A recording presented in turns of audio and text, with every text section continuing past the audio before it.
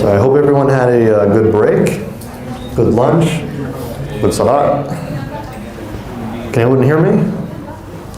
Hear me clearly? Okay, that's good. All right. Alhamdulillah. Okay, prior to getting to the third session here, first off I want to tell you what the third session is going to be about. I'm going to be going over the initial arguments that I gave you from the atheist side, and we're going to talk about them in a critical manner.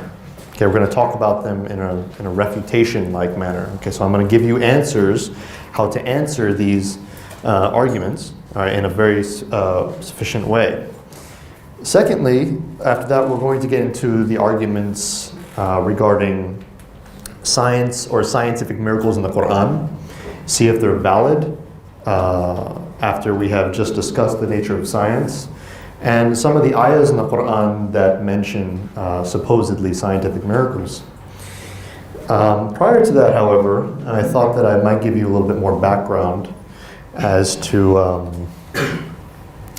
my journey, I guess, to Islam, since I think that would be beneficial for today's lecture. I told you earlier that I have been studying philosophy for the past 6 years, 7 years. Prior to this, in 2008, I had converted to Islam, 2008, so I've been Muslim for about, 7 years now? It seems like it's been much longer than that, alhamdulillah. But I remember some of the intellectual arguments that made me into a Muslim. And I remember some of the emotional things that made me into a Muslim. But I wanted to share with you some of the intellectual ones. And before this, I was a Christian. And at the time when I was studying philosophy, it helped me to be critical of myself and my beliefs. So I was constantly questioning myself to see whether or not what I believed was true. So I began to lose interest in Christianity as an intellectual belief, because there were a lot of things in Christianity that I found to be contradictory and problematic, and I will discuss with you those in a moment. But prior to that, I studied Buddhism, I studied Taoism, I studied Judaism, I studied Hinduism, I studied all sorts of beliefs, and none of them appealed to me at all. And to be honest with you, I didn't study Islam. I didn't study Islam because in the United States, as you happen to know, it's not exactly a good thing if you convert to Islam in the community, because there's a lot of Islamophobia in the United States. Okay, it's very difficult to live a normal life there as a Muslim, which I learned the hard way as well. Now, so I stayed away from Islam as a result of that, until I met a friend of mine in philosophy course. He happened to be a Shia, go figure, and we talked philosophy here and there, and he invited me to his masjid, so I went there, and I at the time I didn't know the difference between Shia and Sunni and things like this, so I talked to the imam, we started discussing, started debating, and he was good, he's really good. I don't know what they do in Iran, but they know their philosophy really well. So we got at it for a while, for 6 months. 6 months I was talking to him, right, going back and forth to the masjid. And I was interested, because these guys were smart, you know. And one day he told me, he said to me, my name wasn't Ali, or Asadullah back then, so I'm not going to tell you my name, but he said to me, I don't care if you become Shia or Sunni. I just want you to become Muslim. So he told me, if you want to become Sunni, you will become Sunni, it's okay. So, and then I started studying the difference between Shia and Sunni, so I became Sunni. Okay, I actually still know him, and I visit him from time to time when I go back to the States. So we have little discussions here and there. This time about Shia and Sunni, not about Christianity and Islam. So, but I remember during that time, one argument that he threw at me, and it was very difficult to refute. And this is the time that I realized that there's something interesting about this. There's something about this religion that makes people like this. They can think this way, They have this sort of openness, this ability to be critical. It's very difficult to find in other faiths. And there's something about this religion that makes them so devout, and I'm talking about Muslims in general, that not only are they intellectual in many degrees, in their education and the way they live their life, but the way they live is like they actually live their religion. In Christianity, you don't live your religion. Christianity, like I said earlier, you live like any other body else. You believe Jesus died, and that's it. Khalas, you go to church, you sing or something, and then you go, and there's nothing really connecting you in that sense. So Islam offered both to me an intellectual, remedy, and at the same time it offered a lifestyle remedy. It offered a way of living, a real religion, as a real religion should. So I told you I was going to tell you the intellectual argument. I've been using this against Christians since day one, since I've learned it, and it works very well. So maybe I'll teach you right now, and you can use it against your friends who are Christian, if you have any, or just anybody you're looking to make da'wah to, who's in the Christian community. So here's how philosophy has helped me to be critical, and here's how it's going to help you. Okay, I don't need the board, I don't think, right? No. So let's here's the argument. Premise one. Remember premises? Okay. Premise one. All right. God is perfect, right? God is perfect. Everyone believes this. Christians believe this as well, but for them, perfection also means the inability to change. I believe it's for us as well. Christians believe in the immutability, meaning the unchangeability of God.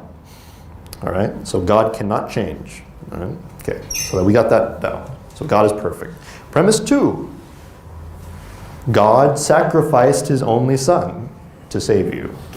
That's the Christian belief, right? God sacrificed Jesus, his only son, to save mankind. Right? Okay. Premise three. Sacrifice, the word sacrifice means to lose something. Uh-oh. You see where I'm going? Okay. So what happens when you lose something? You don't get it back. Well, you don't. It's not about not getting it back, but something. What happens? What happens when you lose something? Look at the first. Look at the first premise. What was the first premise? What does perfection mean? Complete change. Doesn't change, right? So when you lose something, what happens? You change. So you contradict. Premise four. A loss implies change. Therefore, the Christian God is not perfect. Done. That's it. No need to talk about Jesus being divine or anything like that. It's done. So, okay. So that's always been a very effective argument. I've never seen any Christians object to it in a very good way. So, I missed it. you missed it? Too bad. So, now that we've discussed that argument, should we move on, or should I continue talking about my conversion story? Go ahead. Woo. All right. So, okay, so I'll continue for a little longer than that. I eventually became convinced of Islam, but I didn't convert until 6 months after that. And the reason why is because I was scared. I was terrified. Because when you convert to Islam in the United States, something happens to you. You are seen as enemy number one by just about everyone, even the Muslims. So they question, like, is he with us, or is he like the CIA or something? They do that. I'm serious. And then you go in the masjid, and it's like, there's a white guy. No, but there is actually a lot of racism, unfortunately, in the United States. It's funny, especially with marriage, a lot of the convert brothers, they like to joke, they go to the masjid when they convert, and all the brothers are hugging them like, Alhamdulillah, mashallah, you've converted, you're welcome to my house, I feed you, you can be like my son, can I marry your daughter? She will never marry a guri. Never marry a white man, right? So they get like, it's very interesting in that respect. So, on one hand, but there's positive experiences too, don't get me wrong. I learned how to withstand Indian food very quickly because when I converted, it was like a month before Ramadan. So when in Ramadan, when you're fasting, you have iftar, you have to eat what's in front of you. You can't like be like, okay, can we order McDonald's or something? No. So you're at the masjid and they give you the food. So it's my first time eating spicy Indian food. And I'm hungry. So I really have no choice. So I learned how to get used to it very quickly. So that was a blessing. But I remember my experience in a more serious manner. I remember my experience 3 years I was in the United States as a convert. I lost my job. I lost every friend I had. And I was homeless for about a year. And I remember a lot of events that occurred that were very difficult for me. Just to give you kind of an understanding of what happens there. You can't pray in public. You can, but you can't. It's legal, but you better not. People throw things at you. People try to hurt you. Sometimes you have to find a dressing room to pray, so nobody sees what you're doing. There's no halal food anywhere. So if you're going to convert, you're going to have to either become a vegetarian or eat fish. Okay? The nearest masjid might be about 45 minutes away. So going to Jummah is not exactly easy. Every day in the news you hear about how Muslims are bad and they're trying to take over the world, which I'm okay with. I'm fine. I want to take over the world, but I'm perfectly okay with that. But being terrorist and things like this, people give you dirty looks all the time. When you're at the airport, you should expect to get pulled to the side and spoken to for a while about where you're going and why. It's not always extreme like that. There's some good people too, but it's getting worse. So when I decided to make hijrah to Malaysia, it was for my education, but also for the sake of the fact that I just didn't want to live in the United States anymore. It was very difficult. And sometimes I think to myself, am I being a coward? Because my mentor is actually Noman Ali Khan. He's the one who sent me to university. And we were very close to each other for a while. And I remember him, he's still there, so I feel like, did I make the right decision? He's still there, he's giving dawah, and yet I'm over here. Not to say Malaysia's bad, I'm just saying that, why did I? But, so I don't know if I should go back, but. Not until tomorrow. Not until tomorrow, that's true. No. So. But, it's not easy. And, but Muslims, sometimes they have good experiences too. It depends on where you are. I happen to live in a very volatile, very hostile area, so it wasn't easy. And, every day, like I said, you hear about how evil you are. And it's a difficult situation to be in. So when I came to Malaysia I remember the first thing I did, actually. When I came to the airport, I saw the Burger King. 3 years I didn't have burger. Okay. I went there, I had a Whopper. It was the happiest moment of my life. After my conversion. Okay. I finally had a halal burger. How many? 3 years. No, how many was it? Don't tell, it's okay. Okay, I actually remember. So, a Whopper and a Whopper Junior, but that's fine. And I remember being able to pray anywhere I wanted to. That was awesome. And I didn't have to worry about anybody hurting me. That was great. I remember being able to go to any mosque.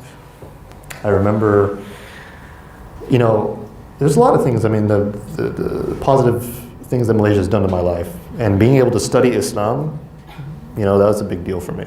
So even though I didn't study traditional, I studied like Islamic philosophy and things, but even that was still something that I value to this day. And I always thank Malaysia for, regardless of my criticisms of politics and other things like this. But I always thank the people, and I always thank the institutions, and I always thank the fact that they gave me a place to come when I had nowhere else to go. And I thank Malaysia for being here.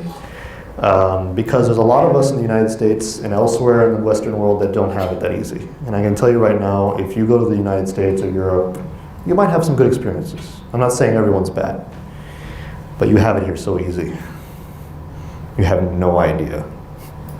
Maybe some of you do. But it's not easy for a lot of us. So it's not just an intellectual move when you convert. It's also a whole lifestyle change. And that can also include the complete rejection by your community. So, in any regard, I'm now here, and inshallah, I hope that one day I can return to the United States when it's less hostile. And I guess maybe one more thing I'll tell you. I should have mentioned it earlier, but I remember when 9/11 happened. I was sitting in, was it my freshman class in high school? It was a long time ago. And I remember the TV came on, and my principal, he was over the loudspeaker. He was like that, He's like, attention students, please be seated. He said, the United States is under attack. I was like, oh, this is ridiculous. This couldn't be happening. I turned on the TV. The moment we turned on the TV in the classroom, we saw the second plane hit. And we saw the people jumping out of the buildings to their deaths. It was a very traumatic experience. And so you're probably wondering, after seeing that, why did I even bother with Islam? Why did I even try?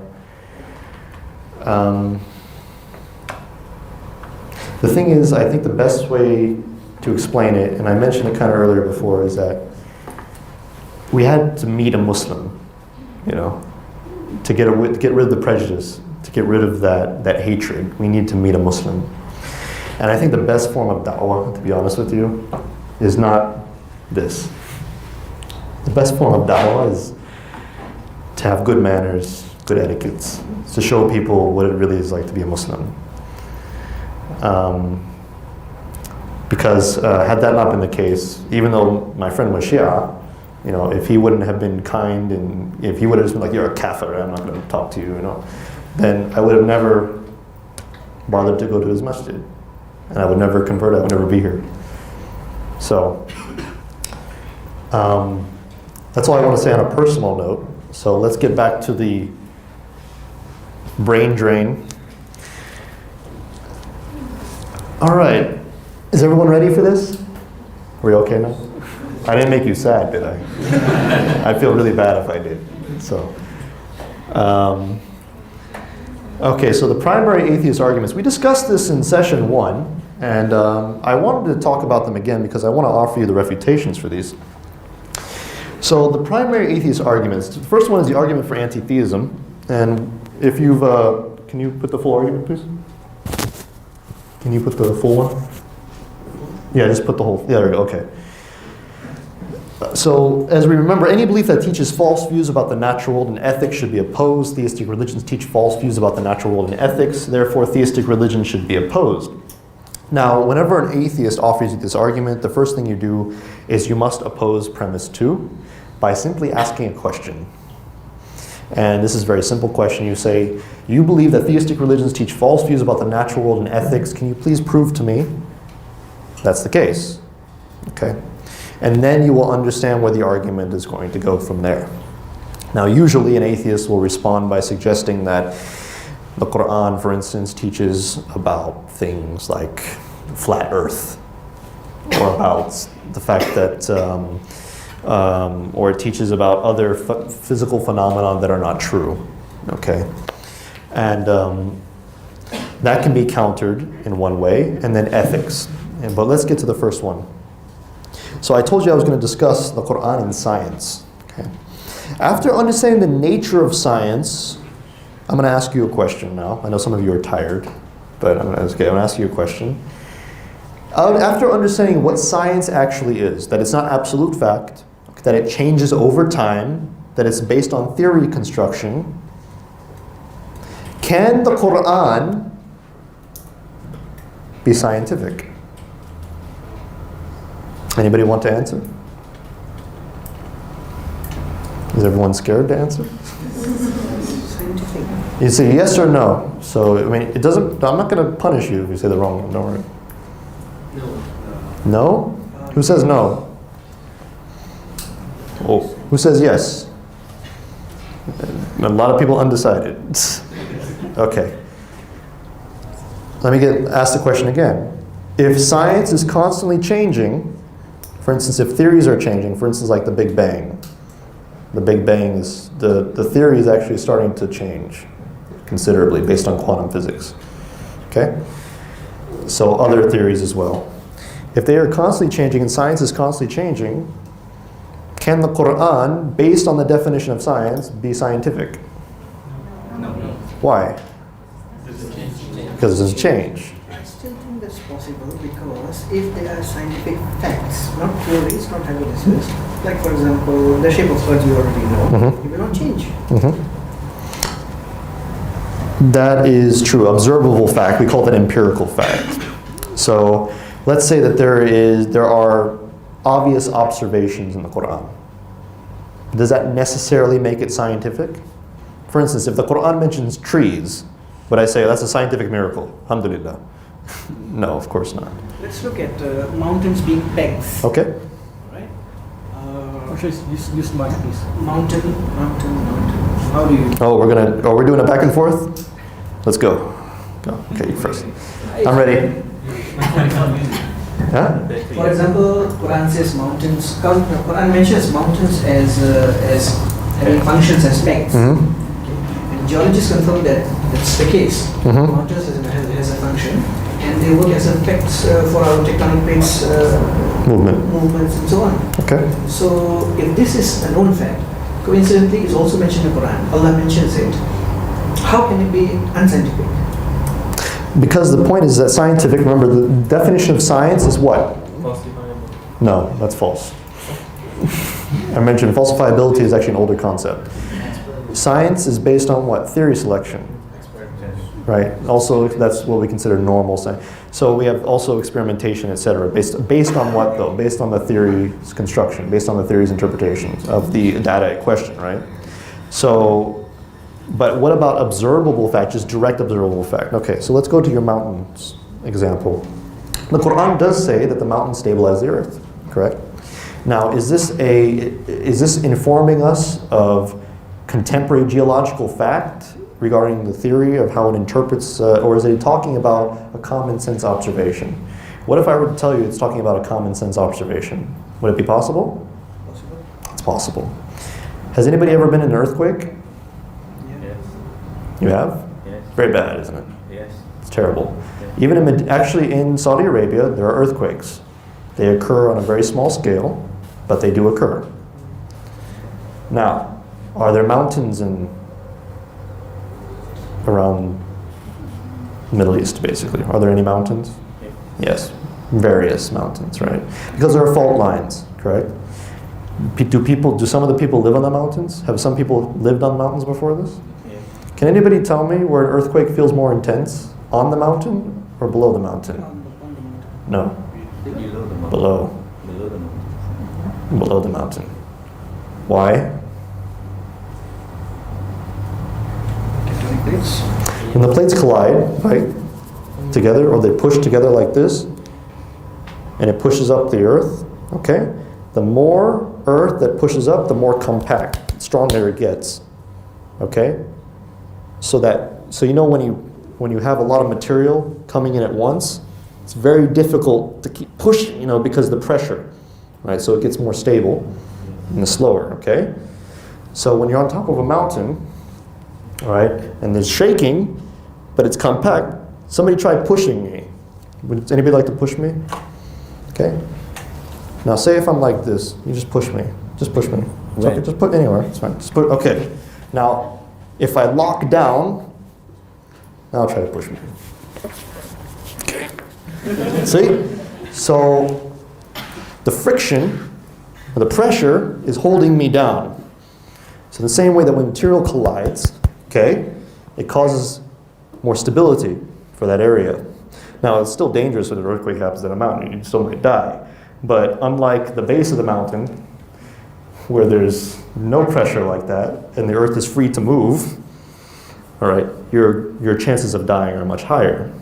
So when the Quran was revealed to the Arabs, who probably happened to live in certain locations like that, they understood instinctively that the Quran was correct in this regard, because when they're on the mountain, they're like, okay, it's not so bad. But they see down there, and the town's been completely destroyed. It's a very commonsensical belief. It's very easy to understand. I'll give you another example. The Quran says the earth is flat. Does it? What is the Arabic word? Dahaha? Mm-hmm. Okay. Vast expanse? Yes. So many atheists will claim that the Quran mentions that the earth is flat. Okay. This is very common because the earth, it says in the Quran, Allah subhanahu wa ta'ala has made the earth flat for you. Does that mean the earth is flat? Who believes the earth is flat? Is that supposed to be a literal meaning? That it's flat? Is it supposed to be a literal meaning? The word is literal, but the meaning is not. I'll tell you what the meaning is. But anybody know what the earth is flat? Sorry? Anyone believe the earth is flat? Yeah, I believe that's flat. You believe the earth is flat? To some Why? extent. No. Stop it. The earth is not flat. Okay. It is not flat. All right. So what is the Quran saying? In that reference, if you look at some of the traditional tafsir, you will notice that they mention is that when Allah subhanahu wa ta'ala makes the earth flat, it's an analogy to Arab hospitality. Okay? When an Arab Bedouin is in the desert, all right, is the desert flat or is it hilly? It's not flat. It can usually be very uncomforting. Okay? Even in a rockier terrain, it's still quite unstable. So when an Arab pitches his tent, what does he do before he pitches the tent?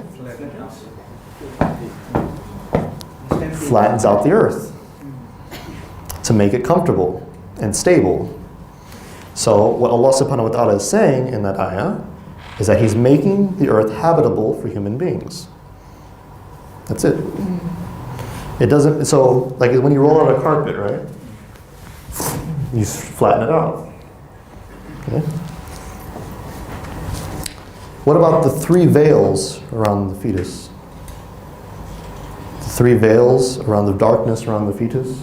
A lot of atheists claim that this is unscientific because a lot of Muslims claim that it is referring to a microbiological event.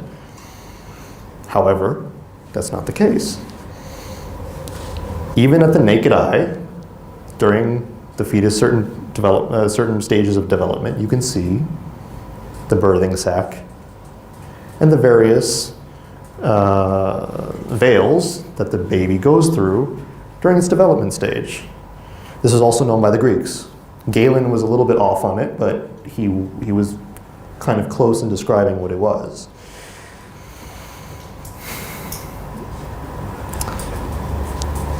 So what I'm trying to say is that the Quran itself only identifies observable, direct, some things that the Arabs already knew about. Because what the Quran is trying to teach us is not about physical phenomenon. That's not the point. What is beneficial about that? What is beneficial about telling me, oh, here's the shape of the earth? There's nothing beneficial in that. The Quran was sent as a reminder. It was sent as a reminder, and it was sent for us to understand Allah subhanahu wa ta'ala. It was meant for us also to be grateful to Him. Many times when the Quran references physical phenomenon, it is trying to get us to understand the benefits of creation. Allah subhanahu wa ta'ala also mentions the cattle on many occasions. He mentions the ocean, He mentions the ships. He says, look at all these things I've given you. Which of your Lord's favors do you deny? Right?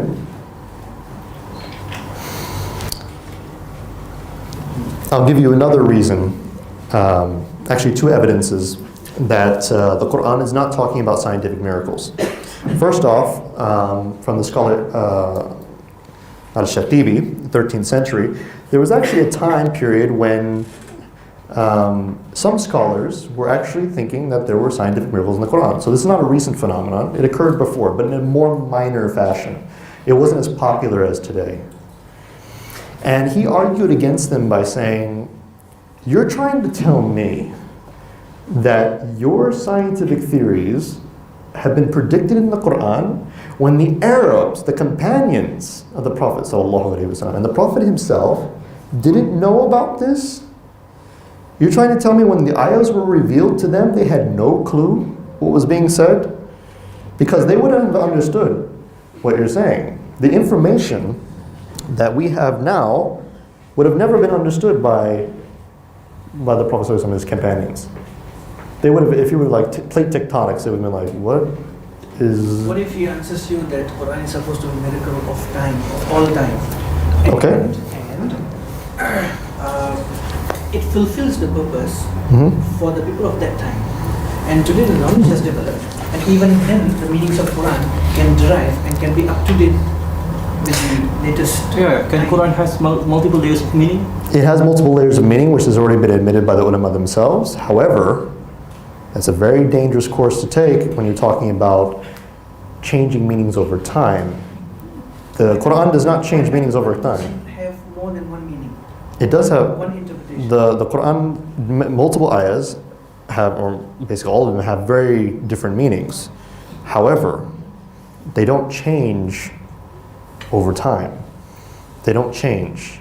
The Quran is static, meaning that it is a living document, but in the sense that it speaks to us in our time period based on the situations and based on the context of those ayahs were revealed in.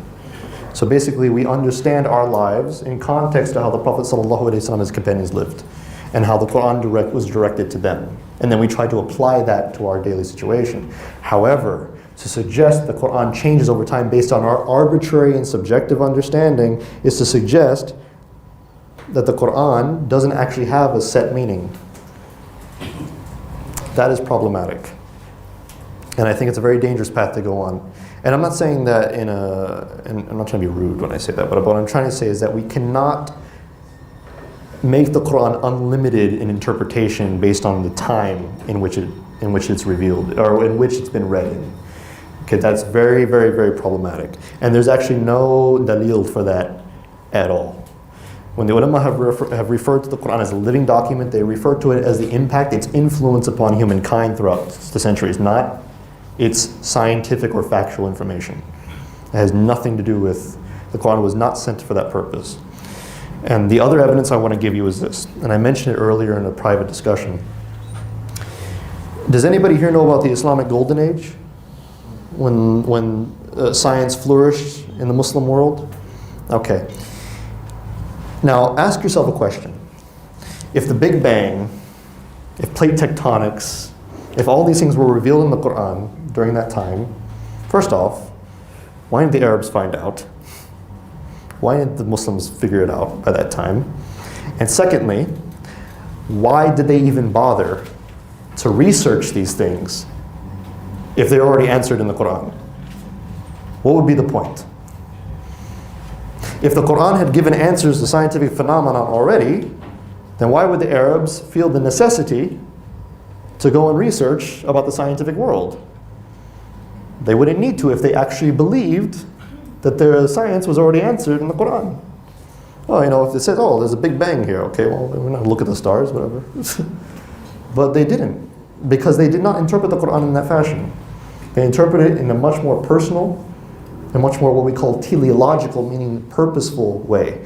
They saw the natural phenomenon as being for them, as being a benefit for them, and a reminder for them to be grateful to Allah subhanahu wa ta'ala. Not as a, here is how the universe is. Okay, is a blueprint for some scientific theory. The Quran does not need science to be valid. It does not need any sort of observable fact to be valid.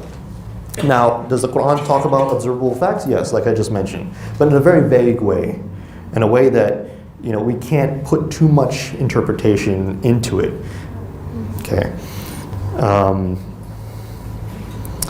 So, in that way, I would say that would be the best way to oppose this sort of view regarding how the Quran somehow gets things wrong about the natural world.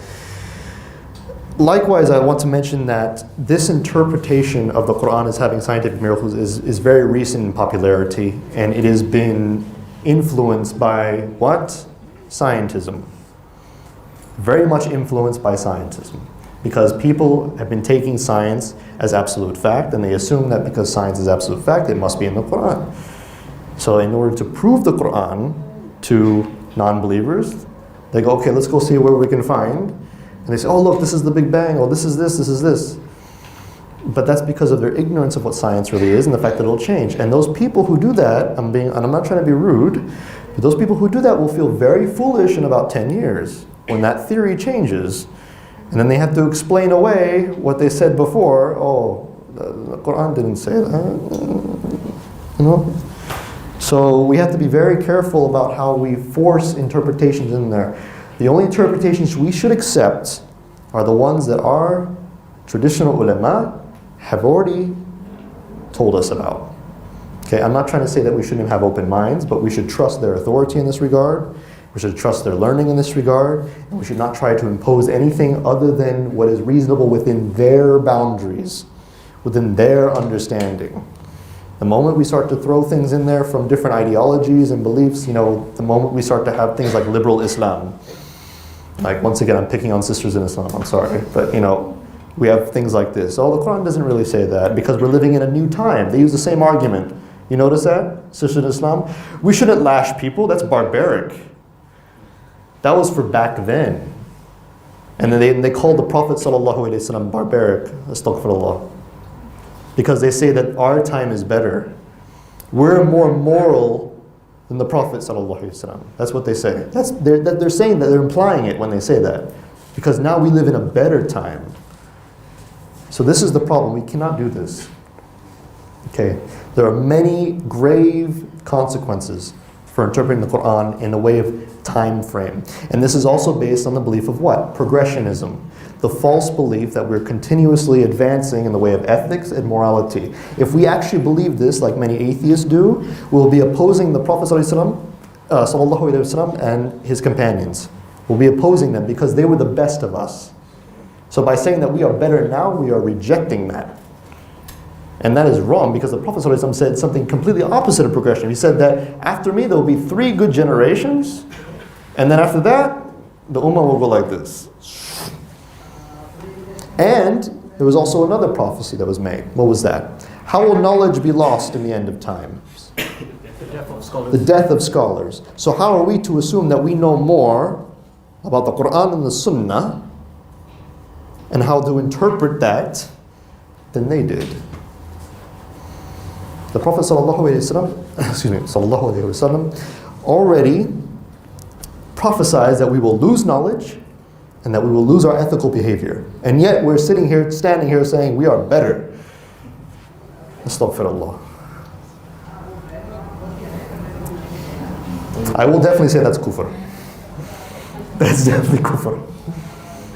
So, I promised Brother Rehan that I would not be harsh today, but I have to say for that one. Okay. So I apologize. That one makes me very angry. So, in terms of ethics,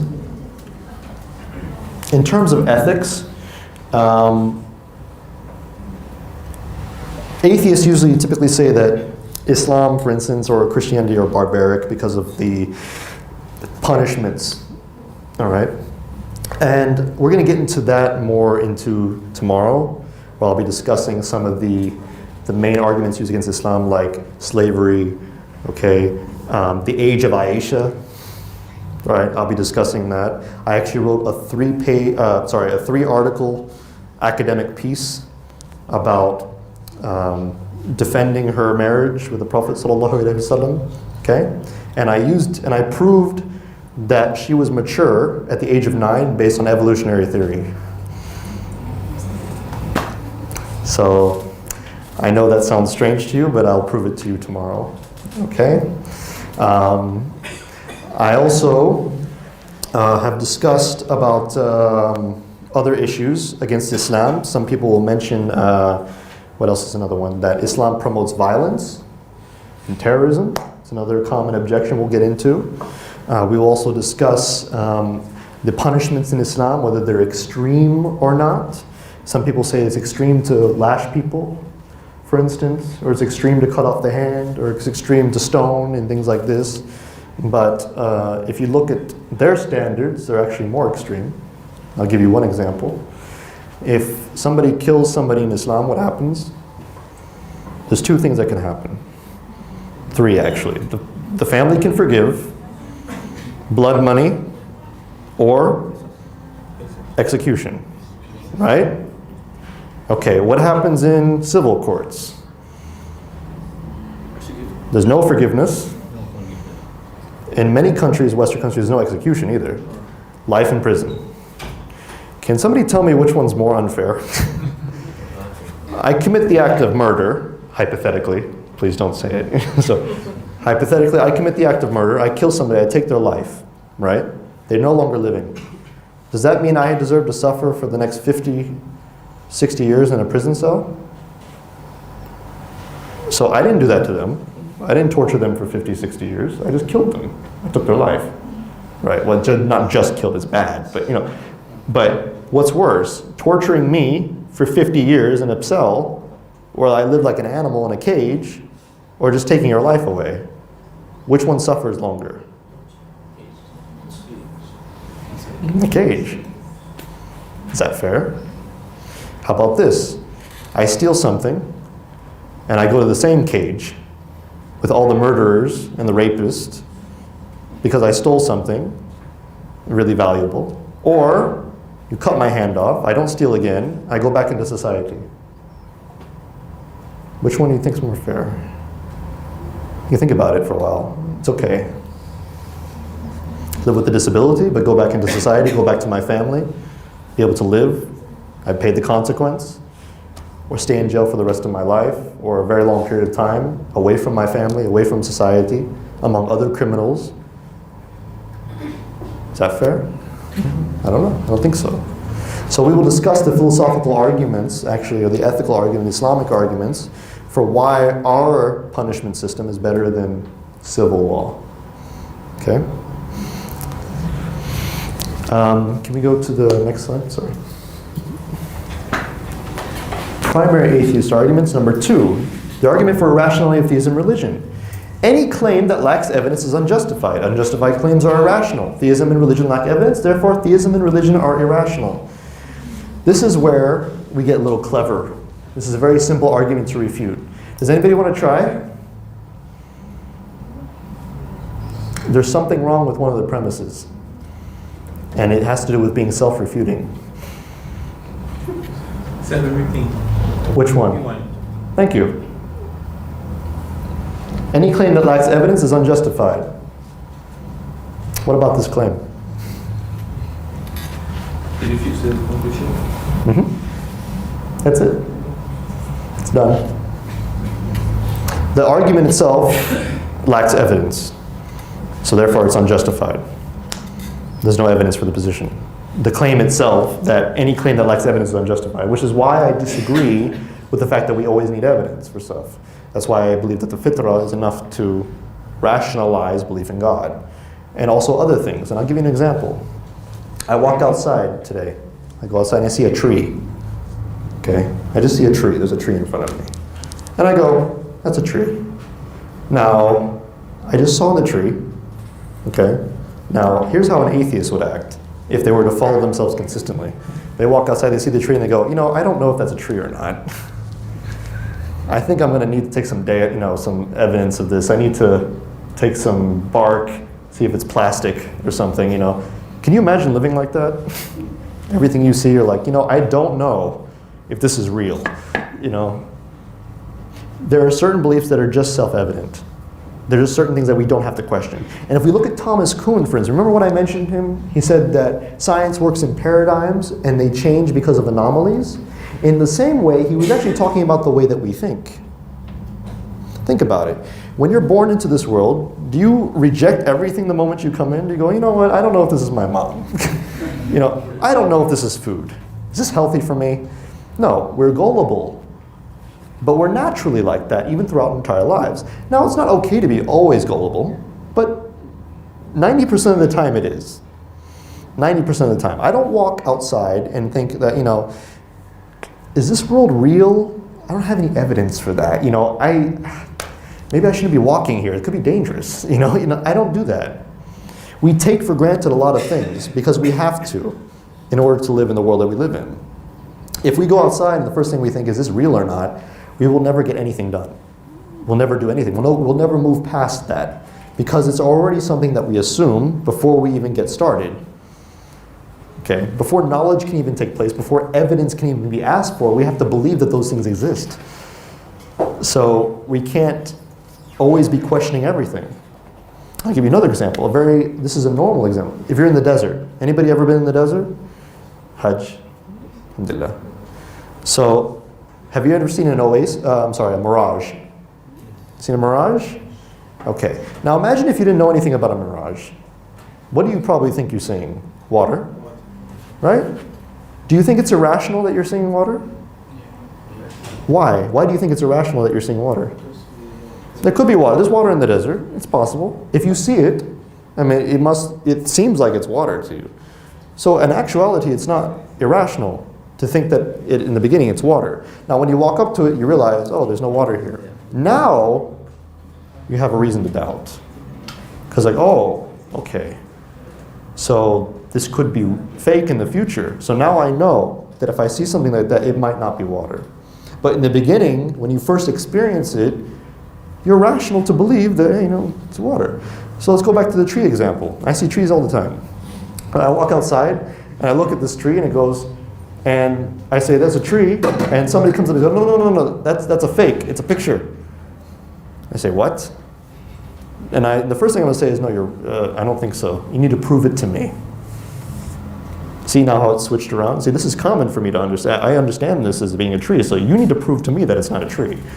I don't have to prove to you that, this is a very normal thing for me to look at, right? So then I go up and then I find out it's a picture. Okay, now I might second guess next time I come out and see this, right? But in the beginning, there's no reason for me to second guess myself. That'd be ridiculous. It'd be absolutely ridiculous. We only doubt when we have reason to. When we experience an anomaly, better said. When we experience anomalies, then we start to feel, okay, now there's something to question. Now there's something wrong here. But normally, we do not act like that. And if we did, we wouldn't survive. Not a day. So, and that also works with the argument for design. You've heard of this argument? Everyone thinks, they look outside, they say, oh, look how complex the world is. It looks designed. It must be created by a creator, right? But this is a very commonsensical belief. It's very commonsensical because we as humans, we create things much simpler than this whole universe. So why is it such a big leap to think, hey, there could be a much greater intelligence here? There's nothing, extraordinary about that claim. There's nothing extraordinary about it. It's very commonsensical. So when I think the world's designed, it's not up to me to prove, because it seems like that. It very well seems that way. Now, until I feel that there's something to doubt that understanding, then I can start to, come up with a different theory. But in the meantime, it's a perfectly logical explanation. The same way that we see a watch, or we see any sort of other mechanical object, the same way we see the world, which is much more complex and functions at a much higher level than what we're capable of. So in a way, we have a right to think, maybe there's something more intelligent. And there's nothing wrong with that. Okay, probably it's not right to say that Quran is scientific, because in your perspective, scientific is something which is construed upon theory and so on. Okay? Fine, I can agree with that. If you say Quran is not scientific, I can agree. But like for example, Zakir Naik, the view he took was Quran and modern science, especially the facts, are compatible, which means they don't contradict. It appears so.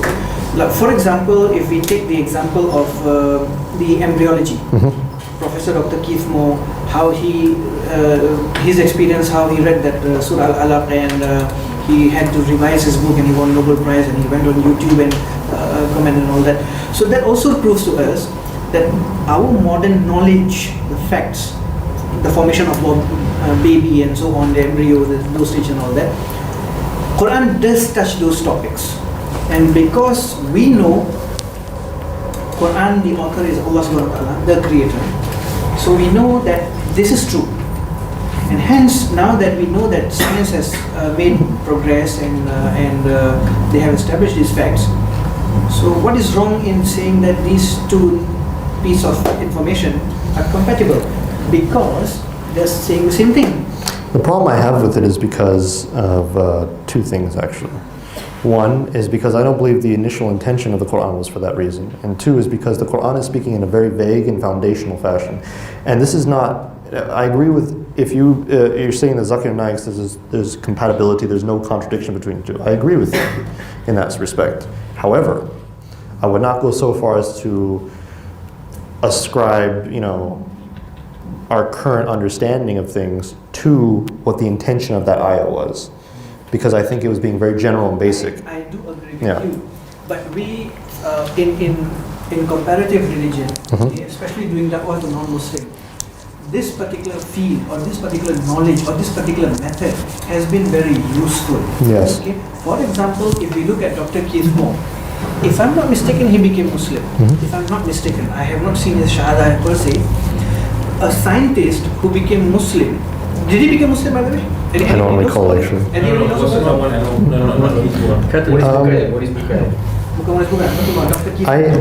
But I want to mention that you said that it's very useful, right? I agree that it can be useful, but it can also be detrimental. And I'll give you an example, a very big example. In the United States, there is a group called, I'm mentioning them by name, not to, the organization by name, not to belittle them, but to show you the problem. Okay, they're called Gain Peace. They do a lot of work. Sorry? Gain Peace, and what they do is that this is their main form of da'wah. They go around and they claim that there's science in the Quran. Okay, out of all the converts that they get, 60% apostate in the first year, and largely due to this. Because when they look in the Quran and they start debating with atheists and things like this, they start to realize that this is not exactly the case. And so they become doubtful of the Quranic message. And that's why I say it's dangerous to ascribe scientific phenomenon, especially in a modern context, to the Quran, because the Quran is so vague. It's almost, it's just not saying what we're saying. It's saying what it wants to say by itself, and for a different reason other than to describe physical attributes or physical phenomenon in the most detailed of forms. So, because, once again, we go back to the argument about the early, the Sahabi and the Prophet ﷺ understanding these messages. If they were revealed in the context that we understand them today in terms of modern science, they would have not understood that at all. It's impossible. So, for them, the way they understood it is the way that we should understand it. That's what I'm trying to argue.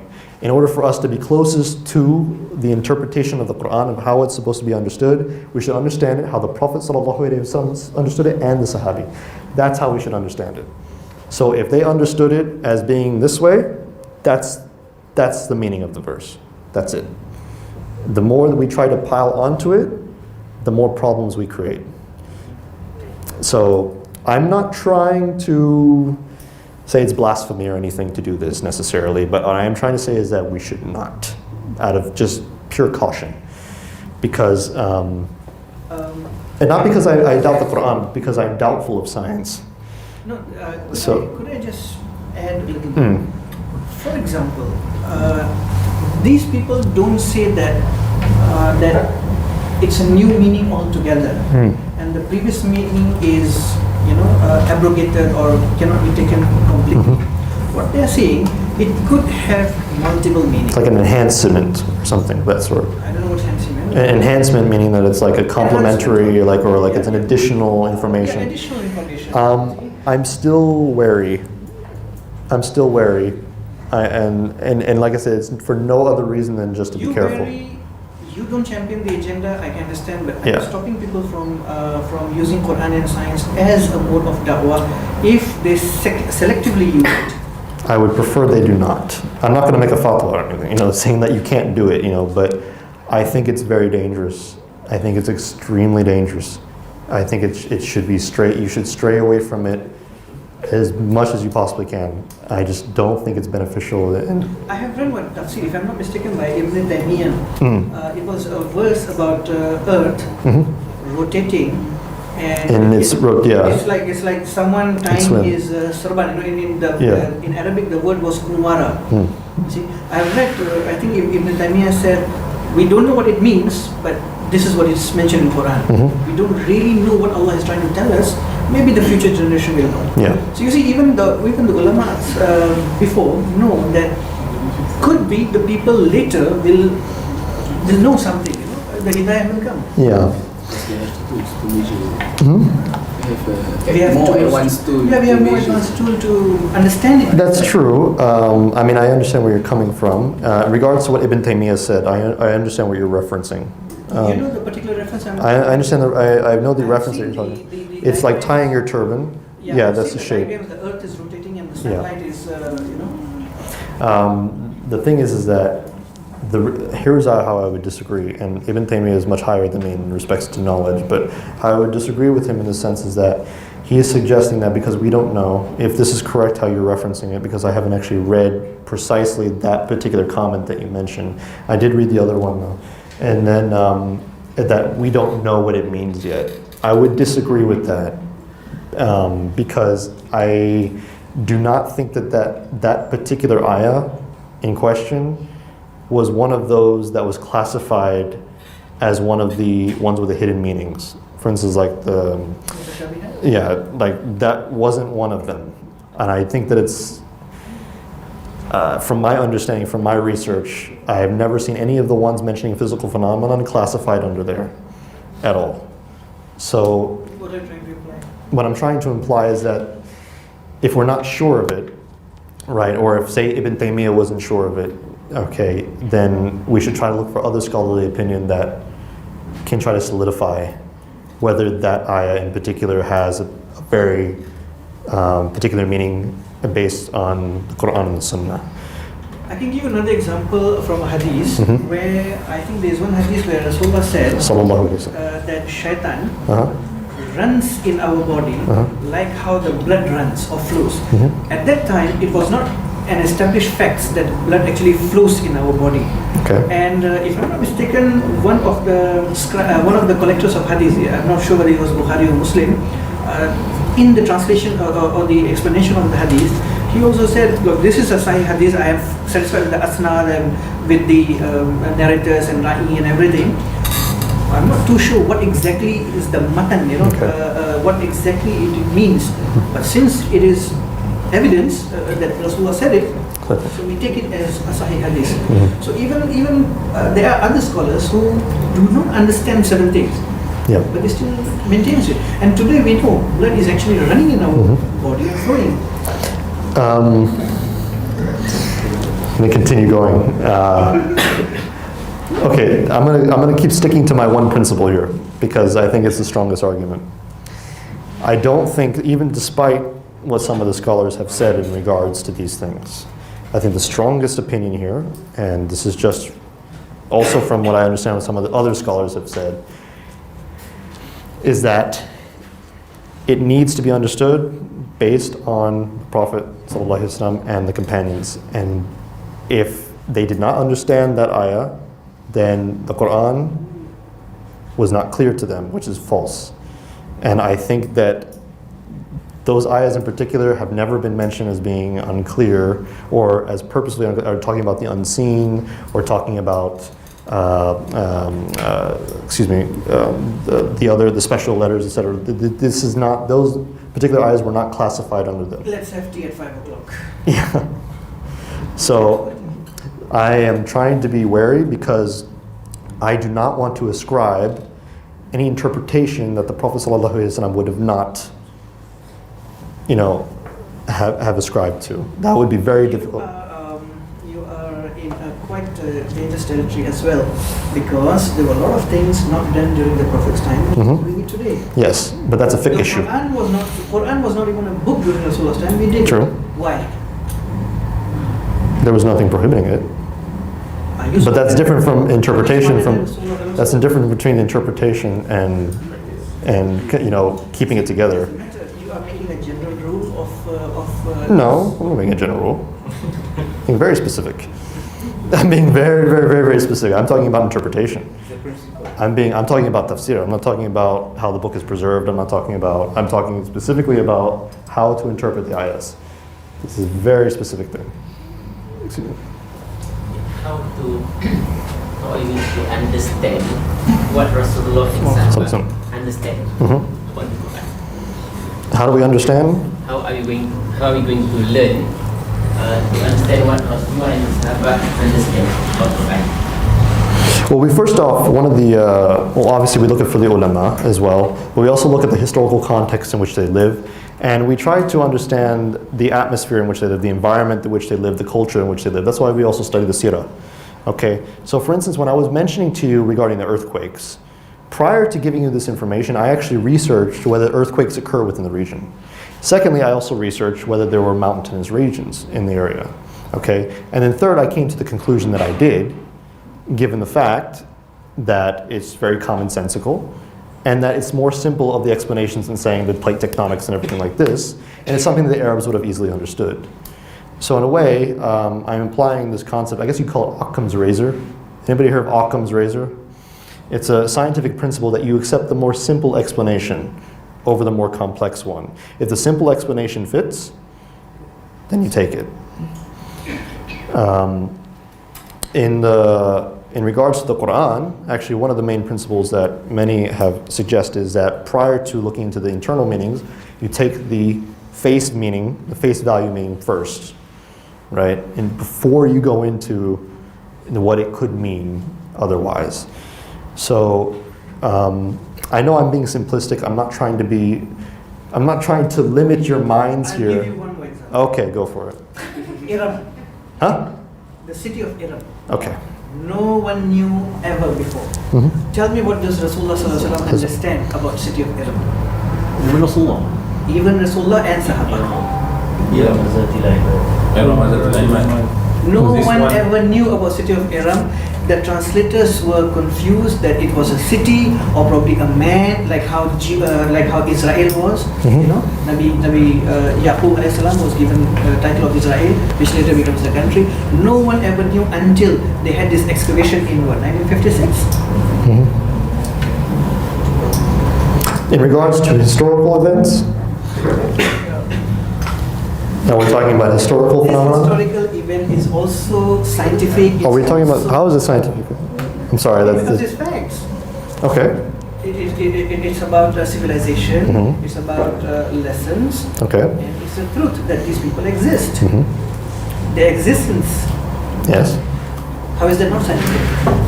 No, I don't think it's scientific. Archaeology is not, I'm trying to say is that historical events are not scientific. They're never classified as science. When we're talking about, okay, let me make the distinction here. We're talking about history, okay? We mentioned certain cities, certain people. We're still mentioning people and cities. Just something very simple to understand. There are many cities in the Quran that were mentioned, that were destroyed. Okay, the ruins of, we don't know how the people lived there. It only is referenced in the Quran itself. However, it's still understandable. There are also prophecies in the Quran regarding the conquest of where? You are talking about cities and civilization which were known. Mhm. Iram was a lost city. The lost city. It was a lost city. No one ever knew about it. And I've read the tafsir. Some ulama were not even sure whether this was a city or probably a person. Okay. I thought it must be a city somewhere, city of Iram, this guy was there, so it's mentioned as city of Iram. And Mhm. eventually the author of Quran beat them all when Okay. the city of Iram was found in I see. Muscat in Oman. And, Well, in this regard, I'm going to take the safe route and say I don't know. Okay? But the reason that I've been objecting regarding the scientific phenomenon is because I honestly don't believe that they would be, and I'm talking not about knowledge as in knowing, but also the lack of understanding would have been there. I don't think they would have understood anything near what we imply regarding these phenomenon anymore. So for instance, plate tectonics, once again, there is no way that they would have possibly understood within that single ayahs. Look at embryology. Yeah. Everyone understood that from a sperm, it became alaqa, mudghah. Fine, it is totally understood. But today we have more information about that. So what's wrong with that? There's nothing wrong with having more information. But I don't think that we should apply that onto the Quranic message, because I don't think it was revealed in that way. I think it was revealed only in a vague fashion for them to understand. So I'm like I said, I'm wary, even though these things are factual, many things are factual from a scientific perspective, I'm still wary, because there are many things that, okay, and I'll give you one example of a scientific phenomenon that occurred in the past century that people had no clue about. Theory of relativity. Nobody saw it coming. Nobody saw it coming at all that time was relative. Nobody had any clue that that was going to happen. And the fact that was revealed, completely eclipsed everything that we understood about time prior. We thought it was linear. For that, now we know it curves, and it depends on where you are, and and the type of atmosphere you are in the universe, and it can change. And now quantum physics is even suggesting that different dimensions can change the whole content of time, and that time itself might actually be a physical property.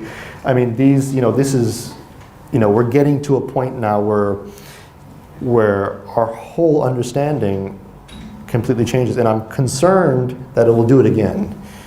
And I don't want to put that burden onto the revelation when it doesn't need to be there. The Quran never needed it before, and it doesn't need it now. That's what I'm trying to say. The Quran was fine by itself.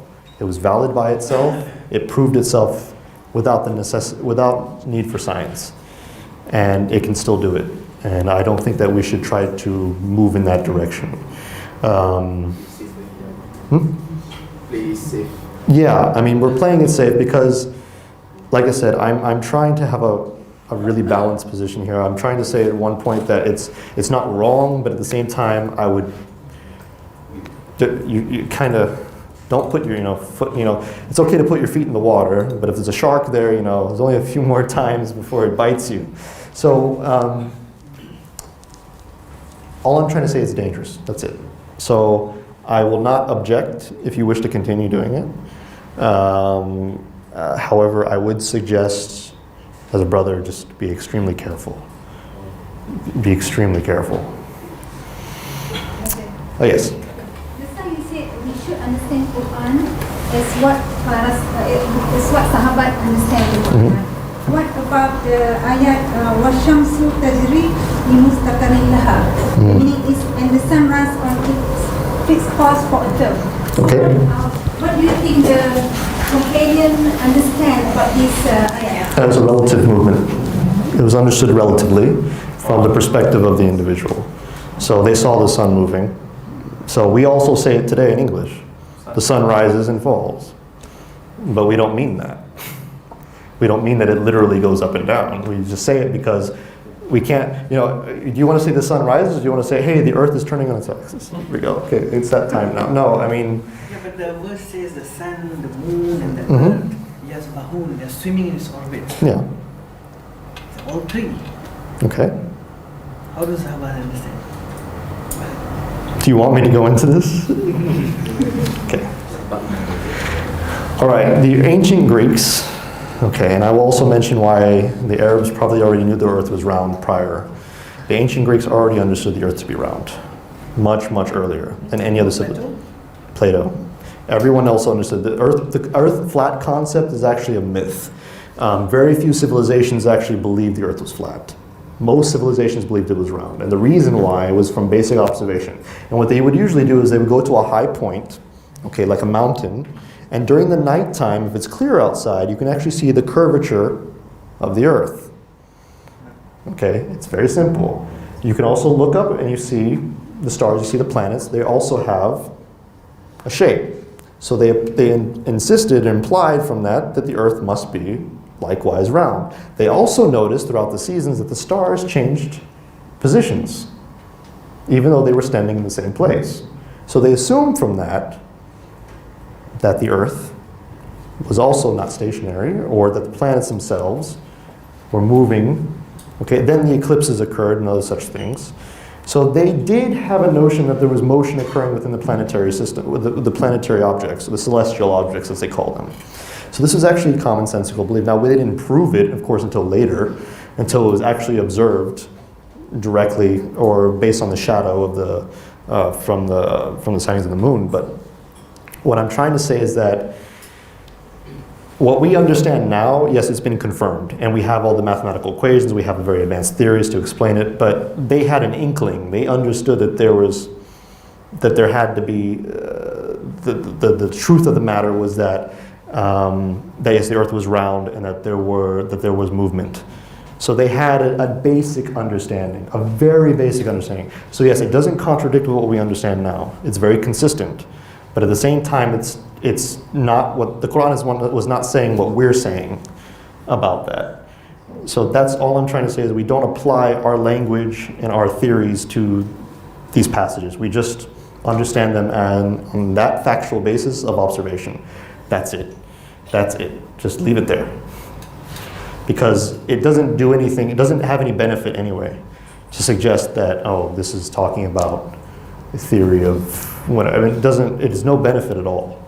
There's absolutely zero benefit because the Quran was not sent for that purpose. The Quran was sent to make us more ethical, to remind us of Allah subhanahu wa ta'ala, to make us more devout, etc., etc. It was not meant to tell us about, this abstract theory in the future or this or that.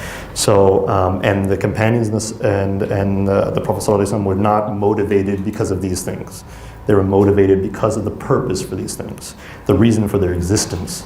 So that's what I'm trying to say is that we should interpret it from that understanding, because when the Prophet ﷺ recited these ayahs and the companions heard them, they were reflecting on them in a way that was beneficial for their souls. They were reflecting on them in a way that, oh, Allah has given me so much. Allah has done so much for me. Allah is so powerful. Allah is so intelligent. So they were reflecting on His attributes. They were reflecting on His attributes. And they're reflecting on the purpose of that creation. So they weren't thinking, oh, the symmetry of the earth is so nice. Or, oh, I didn't know that before. That's awesome. If you look at the seerah, they didn't talk about physical phenomenon in this way at all, in any scientific or sort of, very blunt or cold fashion. They only talked about things in a very poetic, very purposeful, teleological manner. Okay, so I'm still going to stick to my guns, that I'm not going to move. And I'm not trying to be stubborn, I'm trying to be careful. Like I said, I do not want to apply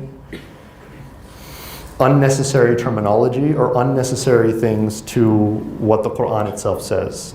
I think what the Quran says is enough in that respect. And I'm going to leave it there, and I'm not going to go any farther.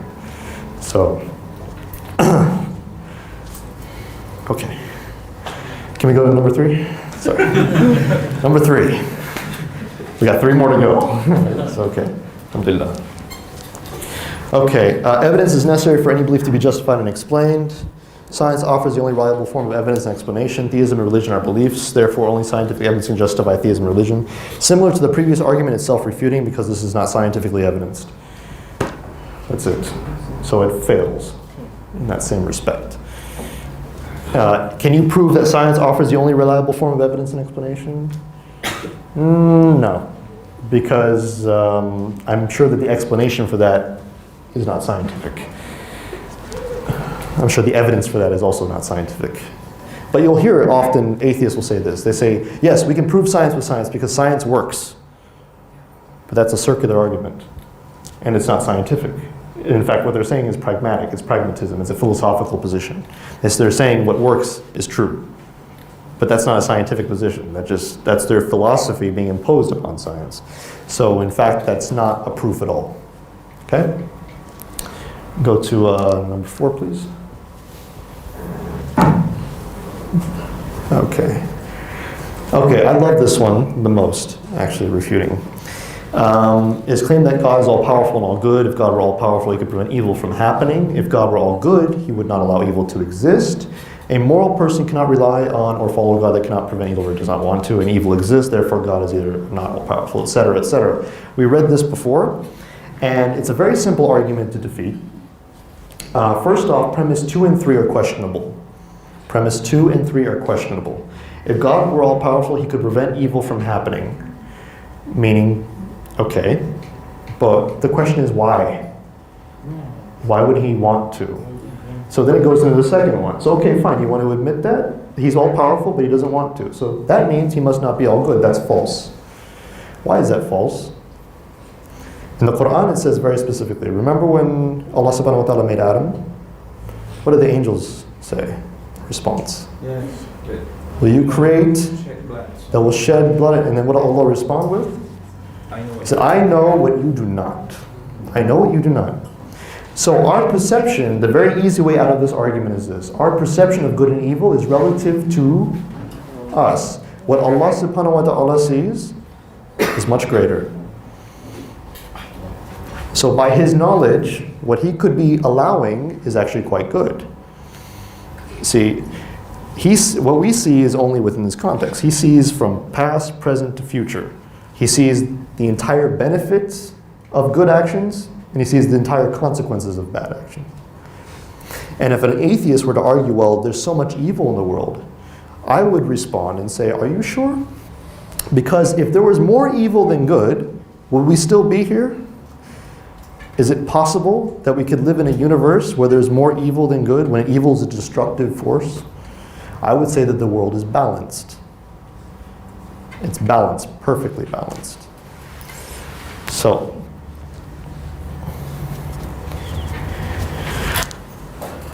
in the suggestion that God is neither all-powerful or all-good, thus mankind should be apatheistic or should not care for his existence, is also false. It's also what we call a non sequitur. Non sequitur in philosophy means does not follow. It does not follow that we should not care just because he may be these things, which is not true anyway. Okay, there could be many reasons to care why God exists. It's a very arbitrary thing to say that. So, one more? Okay.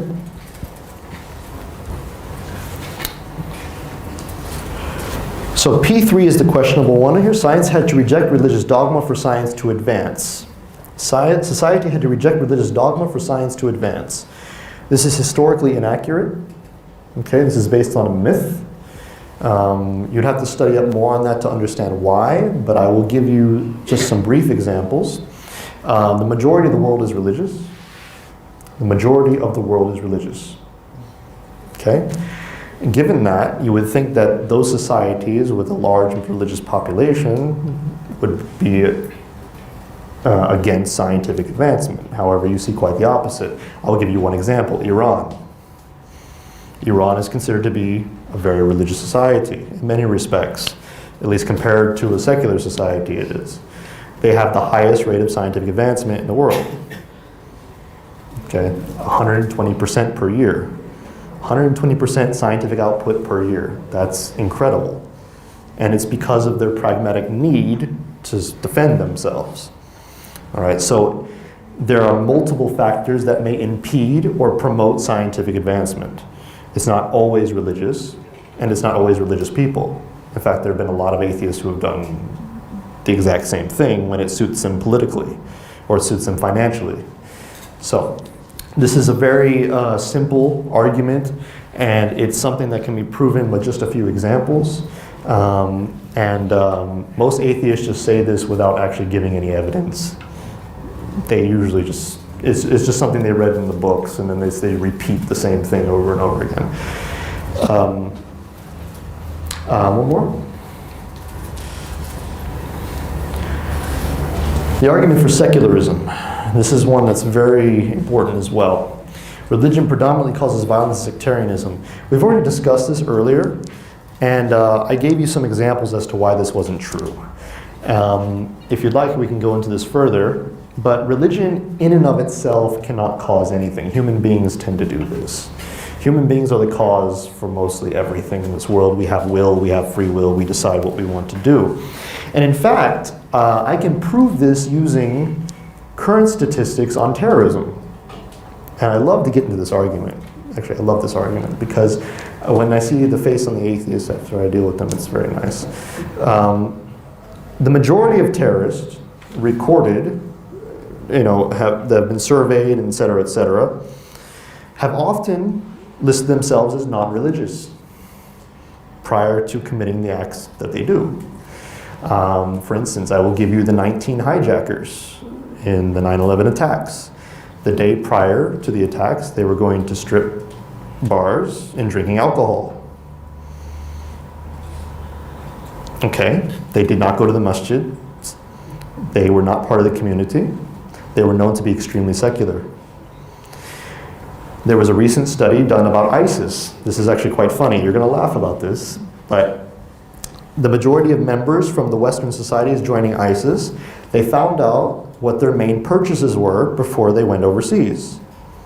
And they found that the number one book that they purchased before they go overseas is Islam for Dummies. I'm not kidding you. The number one book that is sold to ISIS members before they join ISIS is Islam for Dummies. And most of them come from secular education, secular institutions. They have very little religious background. They know very little about their faith. And they go over there because, usually for political reasons, because of the prejudice they face in society, et cetera, and they try to validate it through religious justification. But most of the terrorists that have been caught or otherwise killed, or otherwise have joined groups like Al-Qaeda or ISIS, have typically been on the lower end of the spectrum of religiosity. I'll give you more evidence. They have found in Western societies that Muslims who study in madrasas or traditional Islamic education are less likely to join terrorist groups. They have also found that a current survey conducted about 2 years ago in the United States was asked among different religious groups in the United States, Christians, atheists, Jews, and Muslims, okay, is it ever justifiable to kill civilians? Is it ever justifiable to kill civilians? Muslims rank the lowest. Muslims in the community in the United States said no, it is never justifiable. They were the majority in the statistic to say this. Christians, Jews, and atheists were reported higher as suggesting that it was okay sometimes to do it, whereas Muslims said no. Okay, there are numerous statistics you look online, and I recommend going to a website. I should have put it up on here. It's called loonwatch.com. I'm going to spell it out to you. L-O-O-N, Loon.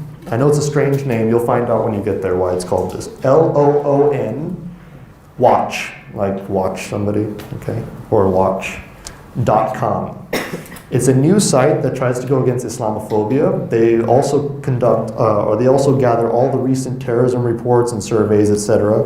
They found that globally, 98% of Muslims do not commit acts of terrorism or fanaticism.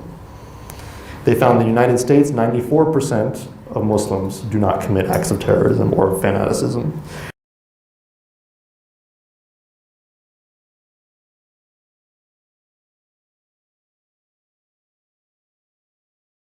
And they found that the majority of people who commit acts of terrorism and fanaticism are actually, in fact, secular individuals. This is not to say that all people living in secular societies are bad. However, most of the reasons that people commit these acts of terrorism are for secular reasons. And I'll give you one more example. Suicide bombing was not created by Muslims. Suicide bombing was created by a group called the Tamil Tigers. They're a secular separatist group who use suicide bombing for political gain. In Sri Lanka, most of them were atheists, by the way. But before them, I think they were Japanese fighters. They were? Harakiri. The kamikaze pilots, yeah.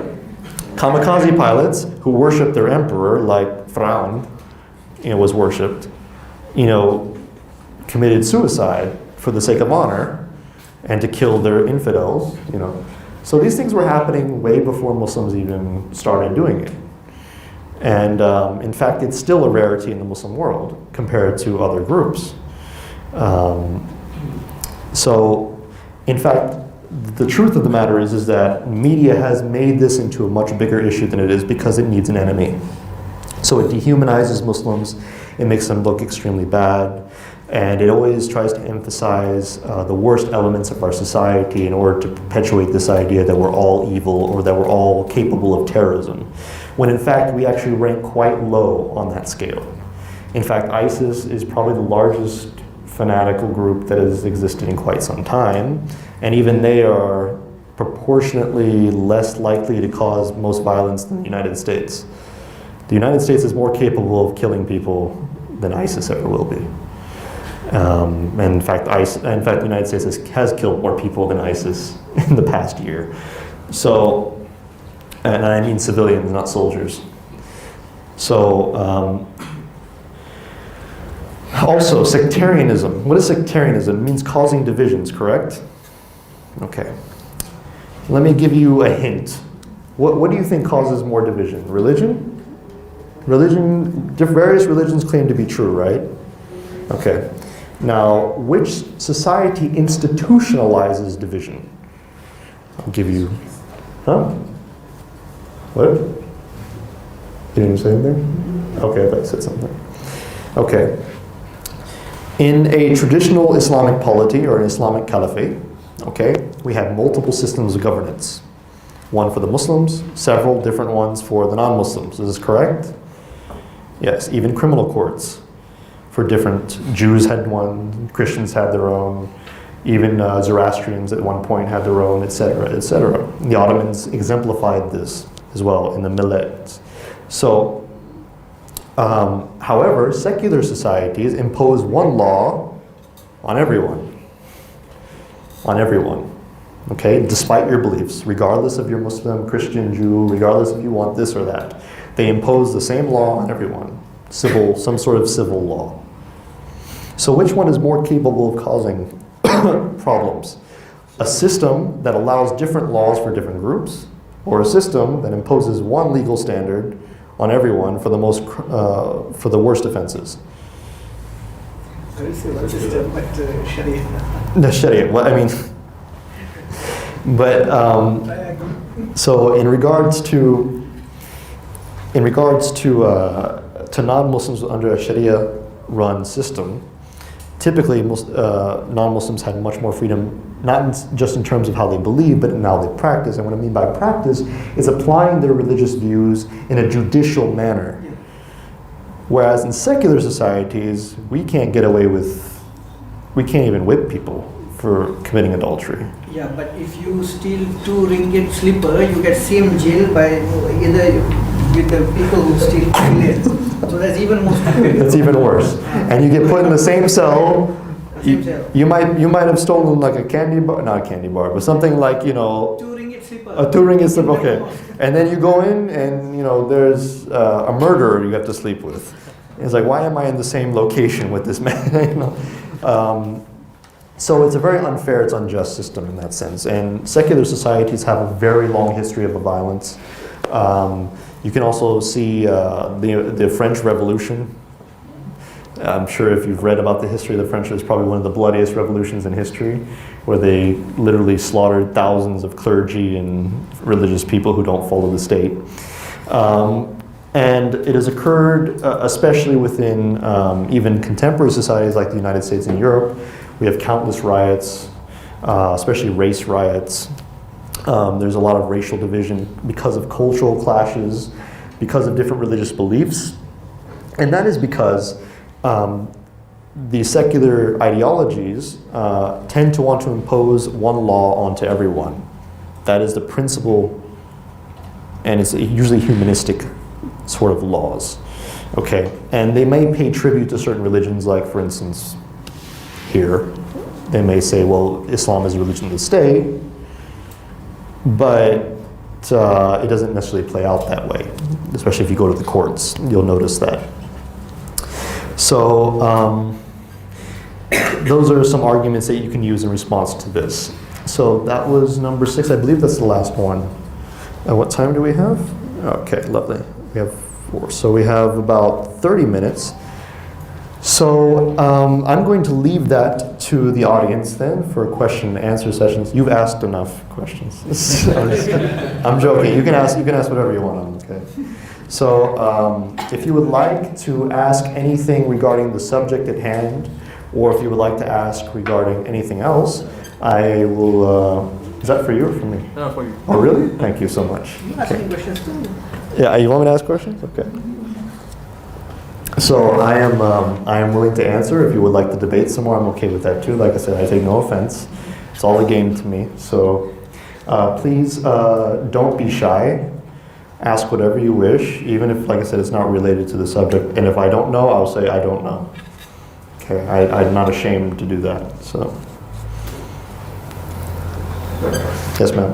Let's say a government has different set of laws, Islamic law and non-Islamic law. If let's say a non-Muslim kill a Muslim, how we want to punish this non-Muslim? From what I understand, and I could be incorrect, but from what I've read and I understand about this, if a non-Muslim attacks a Muslim or commits a crime against a Muslim, the Sharia is applied to that individual, which actually acts as a deterrent to the non-Muslims to attack the Muslims in any way, shape, or form. So likewise, however, I've heard some people express the opinion that if a Muslim attacks a non-Muslim, likewise, laws will be applied to them from the other side, and even the non-Muslims can choose if that person should be punished by Sharia if the Sharia is harsher. So in some ways it's very fair. There are other scholars who suggest that in any case the Muslim is always punished by Sharia. And there are a minority of scholars who suggest that Sharia is applied onto all Muslims. However, that's actually minority opinion. Oh, non-Muslims, excuse me. So, however, the system that we are talking about is much more pluralistic. It's much better because not only does it allow you to express your beliefs in your own private sphere, but it also allows you to actually live out your beliefs in full compliance to whatever religious law that you wish to follow, which is unlike all the secular nations which only allow you to live based on what? Secular legal systems. So.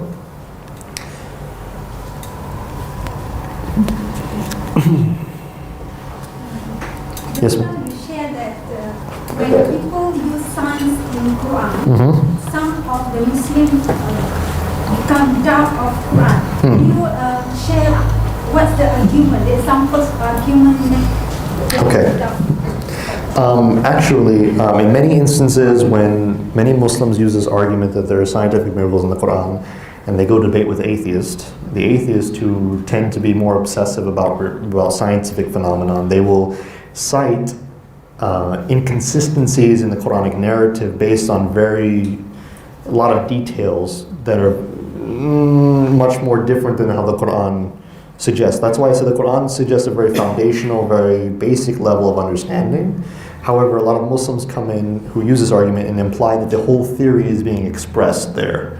Whereas then, the atheist responds and says, no, see, look at this. Look at this difference. You see this? This is different. Did the Quran say this? No, it doesn't. I can't think it. So they go on and on and on. So that's why I think it's dangerous in that sense. There's also an ayah in the Quran that says that the earth and the heavens were split apart. So people assume this means the Big Bang. However, most atheists that I have encountered and seen argue with individuals who promote this view have also shown that in the past there were many other religious beliefs or other religions, even pagan views, that had the same view in their own scriptures. So they will suggest that, oh, the Quran copied from that then, which is false. But what I'm trying to say is that there are certain things in the Quran, physically speaking, that are very basic understanding. We should leave them that way. If we try to imply anything else on there, the atheists will typically pick it apart based on the minute details. And this can be very, very difficult for especially a lot of converts to deal with when they base their entire understanding of the validity of the Quran on science alone. This is very problematic because the Sahabi and the Prophet ﷺ didn't see the Quran in that way, did not validate the Quran in that way. So, any other questions? So Quran is a book of science. It's a book of science, but not a book of science. Yes, I've heard that before. So that's very good.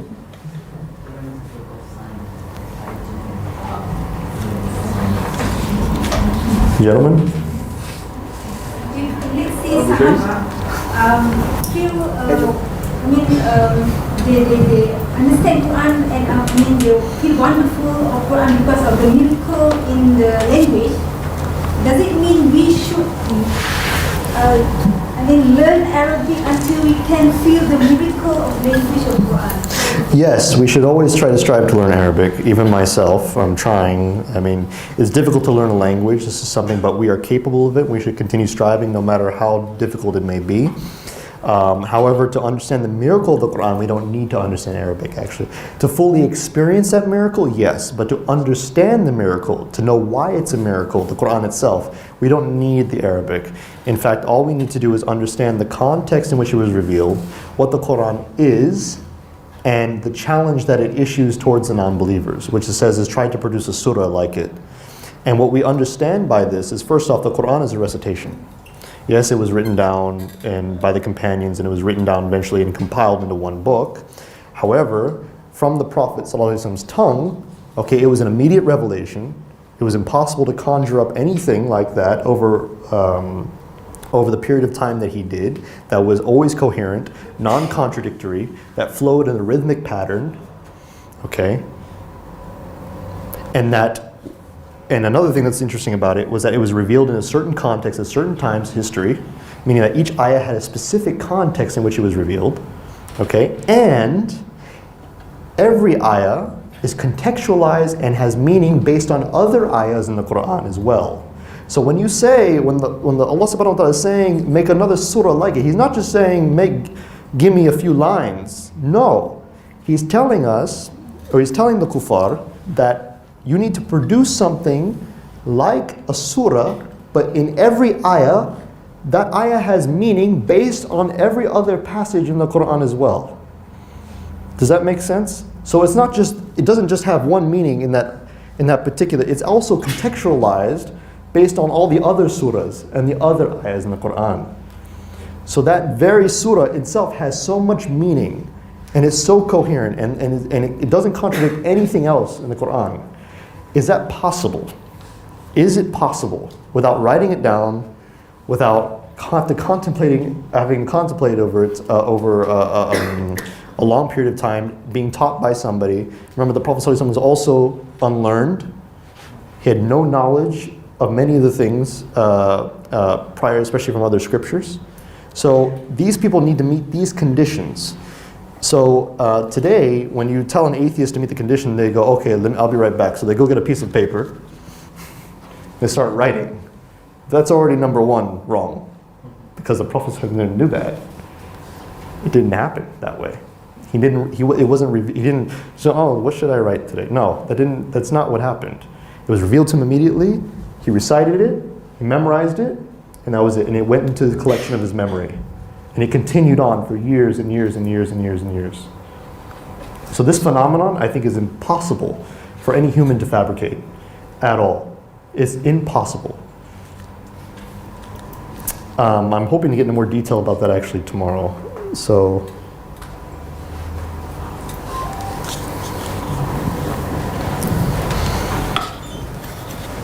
very quiet. Anybody have any questions regarding the arguments or any of the beliefs that we mentioned here? I know it's a very complex subject, so if you need clarification now, please ask now, because when we move on tomorrow, I'm not going back to this. Thank you.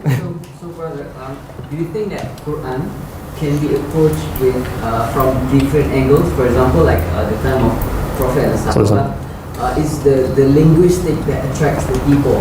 How in this current era is the scientific facts that attract the people? Because you cannot deny some of the scientists become Muslim because of the science. The problem is that the problem that I have with that position, and I've heard it before as well, is that there's so much benefit in doing da'wah like this because of the fact that it's bringing people into Islam. But I've heard more apostates say that they left Islam because of that. So I really have a hard time seeing the benefit when the same people who are apostating from the religion are using it as an argument against Islam. So it's very difficult to find, I don't think the Quraysh, the pagans, never said the linguistic, the amazingness of the way the Quran is, that's something we don't like about Islam. No, they loved it. They thought the Quran was beautiful. This is something that was appeasing to them, even though they rejected it out of their own pride. But nowadays, the non-Muslims, and especially the apostates, are laughing at the way that we're constructing these arguments. And they're leaving the religion and trying to use our arguments against us to show how stupid, our religion is. And I use that in quotations because I'm not being literal, I'm trying to emphasize what they say. So it's difficult for me to see a benefit in it because of that. And that's one of the reasons that I'm arguing against the position, is because that's one of the main ones that I hear come up every time in these discussions. Like, oh, you people think there are miracles in your holy book, these scientific miracles, and they construct articles and every day trying to refute this, and it looks quite foolish. And that's another reason you mentioned that doctors have converted to Islam because of scientific miracles. I will tell you that Hamza Sortzes himself stopped using the argument because he realized, after having debated so many times, that it was not a good position to have. And in fact, I actually discussed with him when he released that article refuting his previous position. He suggested that he didn't take I want to be fair to him, because he said he never took a full, he never embraced the argument fully. But he did believe in some aspects of the Quran having scientific miracles. But he later retracted it. He said, I can't do this anymore, because he knows it was a very flimsy position to have. So he no longer uses it at all. If you look at his latest lectures, he's completely against that now. He doesn't even go into it at all. Doesn't mention embryology, doesn't do anything like this. He just goes, he's actually mentioned some of the arguments that I mentioned. The fitra, he mentions cosmology, design, things like this. So, and he's a much higher figure in that respect. And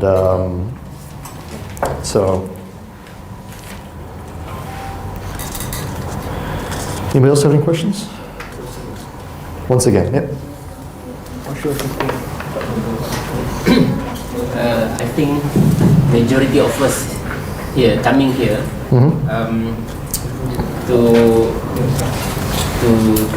get some knowledge about atheism, and to understand this group of atheists, so that we can have a better understanding how to da'wah to them.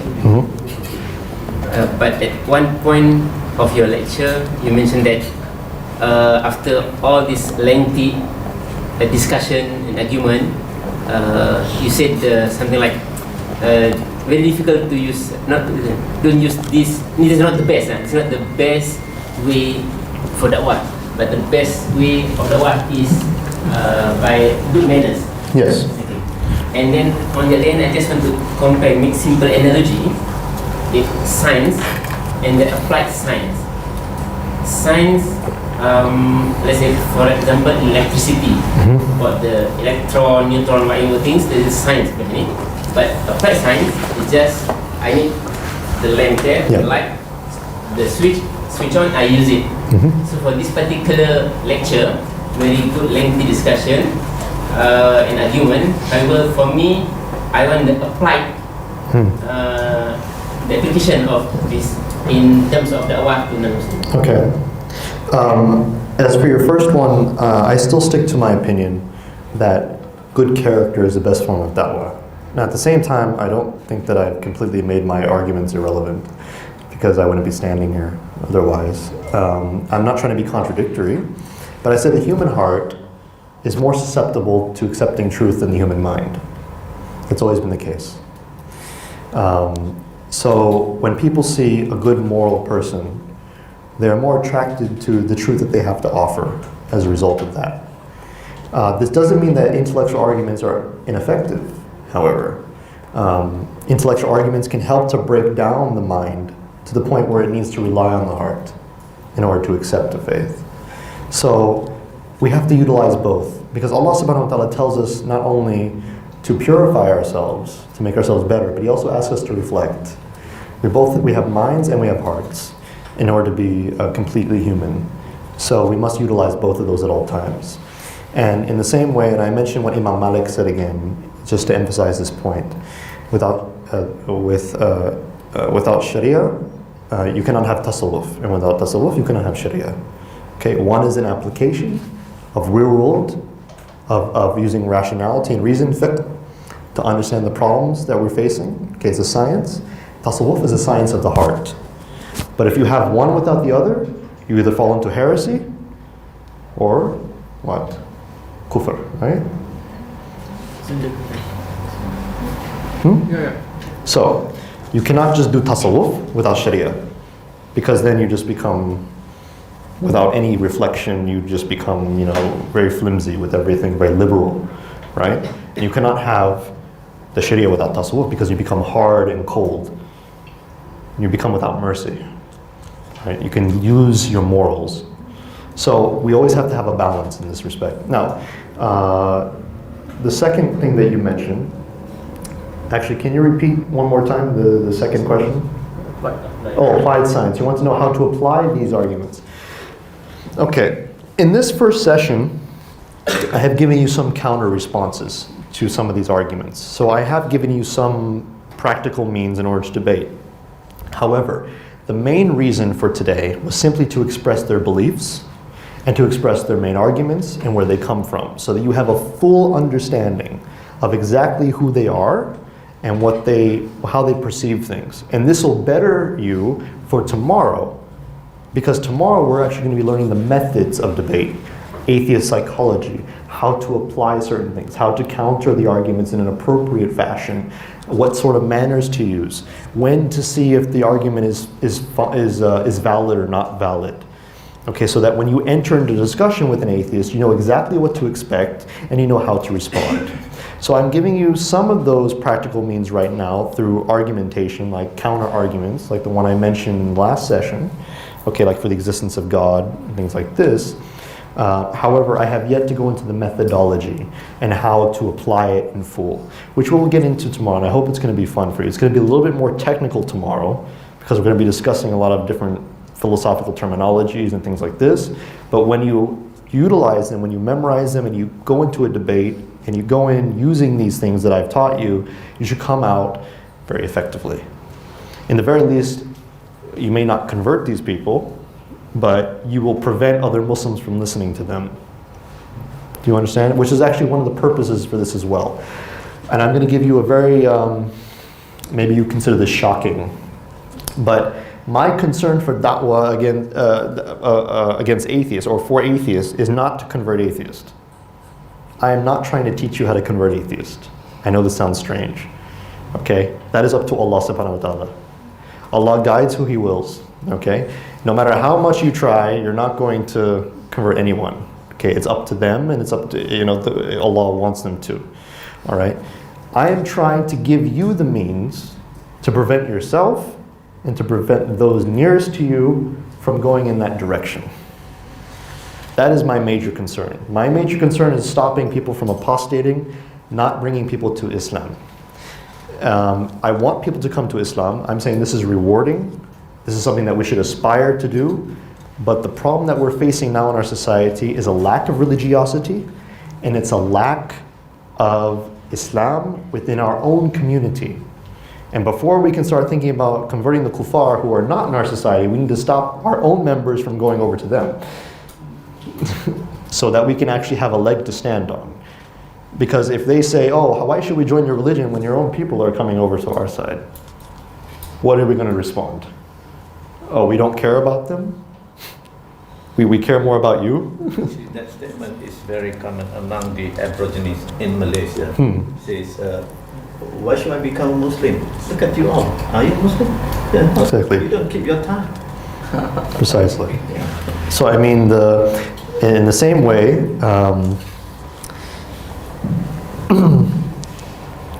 way, we need to be more concerned about our brothers and sisters before we're concerned about the kuffar. Okay? Because they will actually, if they deconvert, if they become apostates, not only damaging themselves, but they're damaging our societies. Because the apostate, or the munafiqun, or the khawarij, all these people who are outside the fold of Islam are more dangerous to us than the kuffar. They're much more dangerous to us. They can cause much more damage.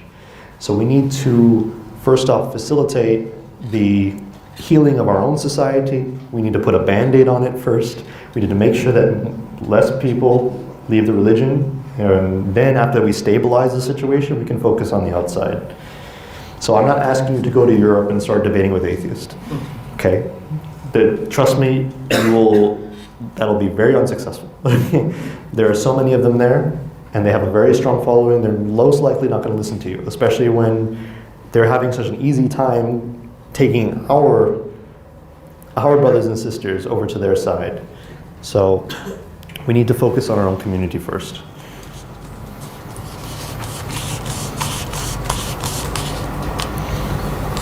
Any other questions? Yes. Yes, sir. I'm not sure my question is related to tomorrow's session, but my question is basically like for the atheists who is using science as their basis, and let's say if you're having some debate with them, and my question is, should the person who is going to debate with the atheists who are using the science as their basis, should the person who is going to debate with him have the technical knowledge or that knowledge on that area of science, basically?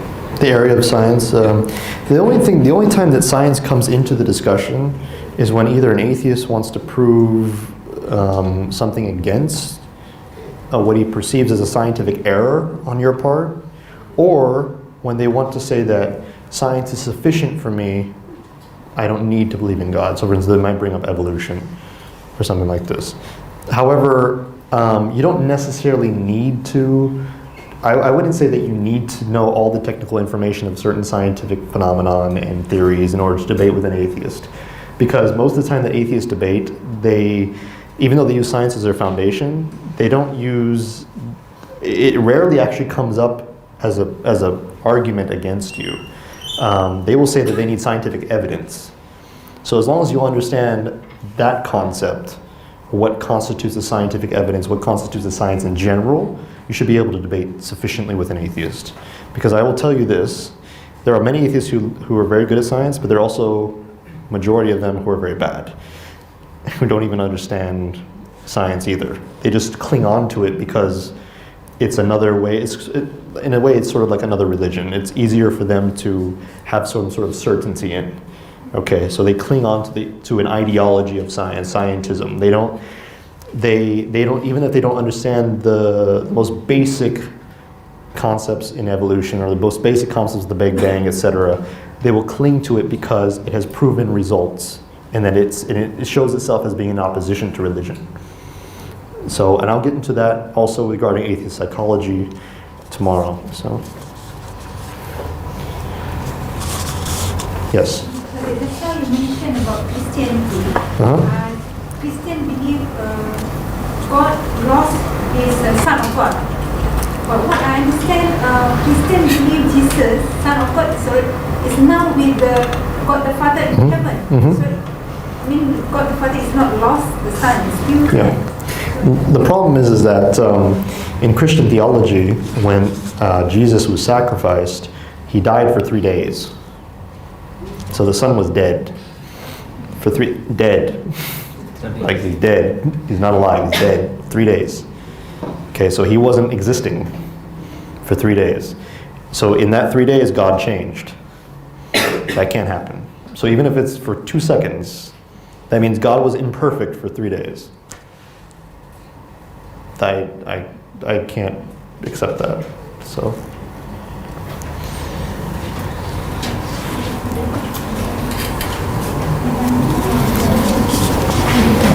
Any more questions? We still have a little bit of time left, so feel free to throw anything at me. Like I said, it can be relevant to the discussion, maybe something indirectly related to it as well. Like I said, if you need any clarification, please ask now. On any of the subjects, yes. What is your opinion about the evolution of language and its influence on the previous scriptures? The influence of language. I meant the evolution of language and its influence on previous scriptures. For example, the change of language from, you can see the root themes of language expands, right? So I was thinking about, like in the time of Adam, was it Arabic, which is the core, which is evolving into other languages? Or, when we talk about this, and I'm thinking about the Quran itself in the future, would it affect the Quran itself? I don't know what the primordial tongue was prior to all our languages. I'm not a linguist. However, I would say that it will not affect the Quran in any sense, because the Quran is preserved in the form of Arabic. That is, even though we have all these dialects of Arabic, Arabs still know the difference between their dialect and Hausa, right? The Bible was affected because of the translation from Aramaic Mhm. to Greek. Yeah, and then also to Latin. Then even the word Jesus is not his real name. You know what Jesus' real name is in the Bible? It's like Yeshua. Yeah. So it's, yeah, people call him, I don't. So, yeah, there's a lot of loss in translation, especially within the Bible itself. Actually, there's one thing I want to mention too about the Bible. This is, I was speaking about this earlier with somebody else. There's actually a gospel, I think it's the Gospel of Matthew, okay? It's one of the synoptic gospels, all right? And the Gospel of Matthew, and at least in every gospel, there's a mention, there's a story prior to Jesus being supposedly crucified.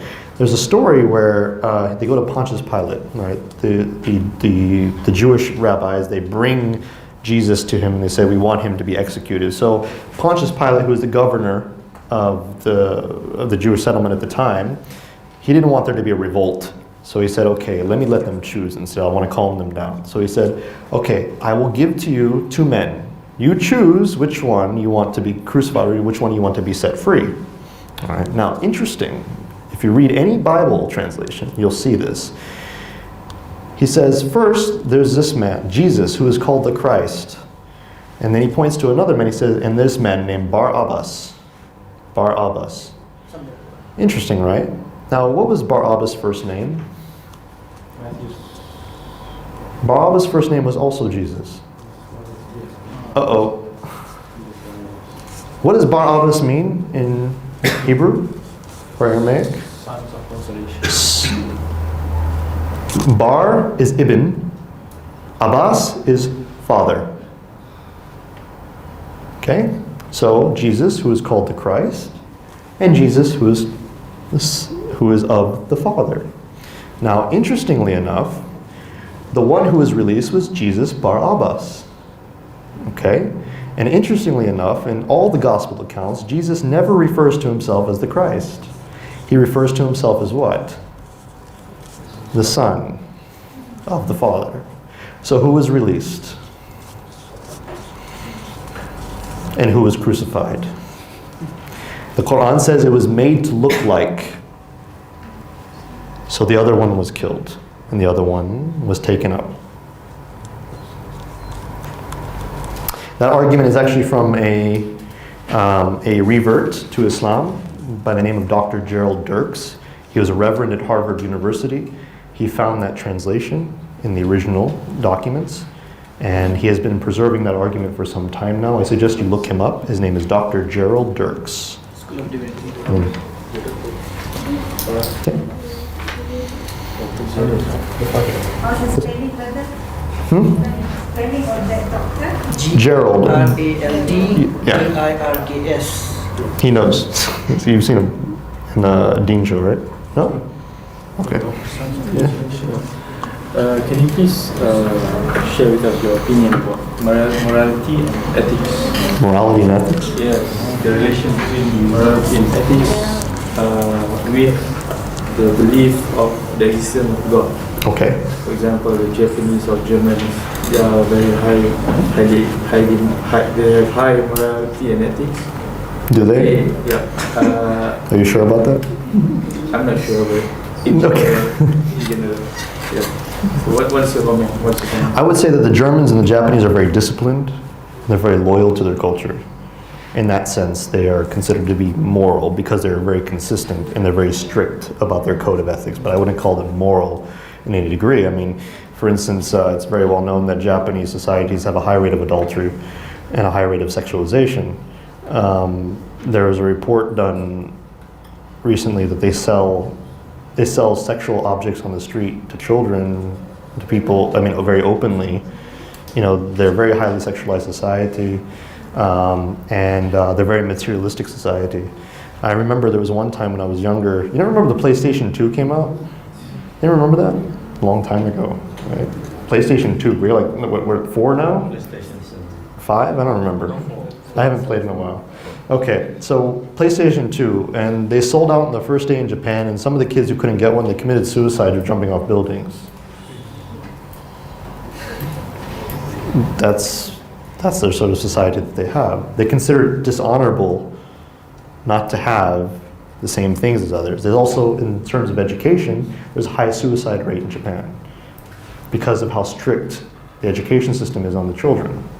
A lot of kids kill themselves because they can't stand the pressure, and if they get anything lower than an A, they don't compete, then they consider to be disowned or dishonored by the family, they kill themselves.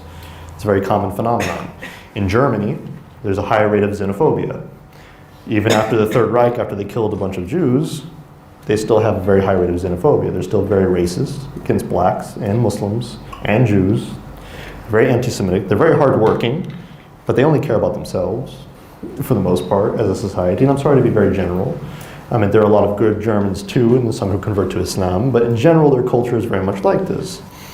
And so let's go into the larger topic then, shall we? Every society has problems. So I can mention ones for the United States and Europe in general, and then even in Malaysia, if you want, I can talk about certain things. I won't to offend a lot of people in here, but let's mention morality and God. In what way do you want me to express my opinion? Do you want me to express how morality and ethics are justified by God, or how they become valid as a result of believing God? It's the relation between the atheism and the religion. For me, we cannot separate between believing in God and religion.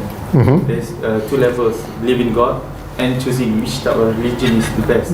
I mean the truth.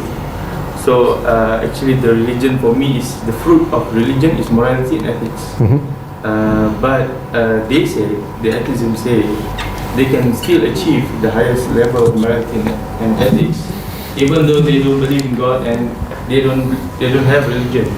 Okay. Some of them, they produce high level of technology. They do a lot of charity, Mm-hmm. and they say that they make a better world without believing in God. So what was your comment? That's very interesting.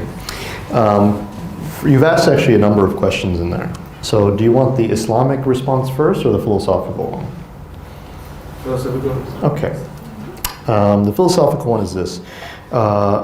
Atheists claim that they can be moral without the existence of a creator or legislator because they believe that they themselves determine values and morality. The problem with this is it's very highly subjective in the sense that just because a society derives values and morals or ethics or what they consider to be something good from themselves doesn't mean that others will agree to it. Okay? There's no valid reason for me to accept this society's version of morality just because they say they can.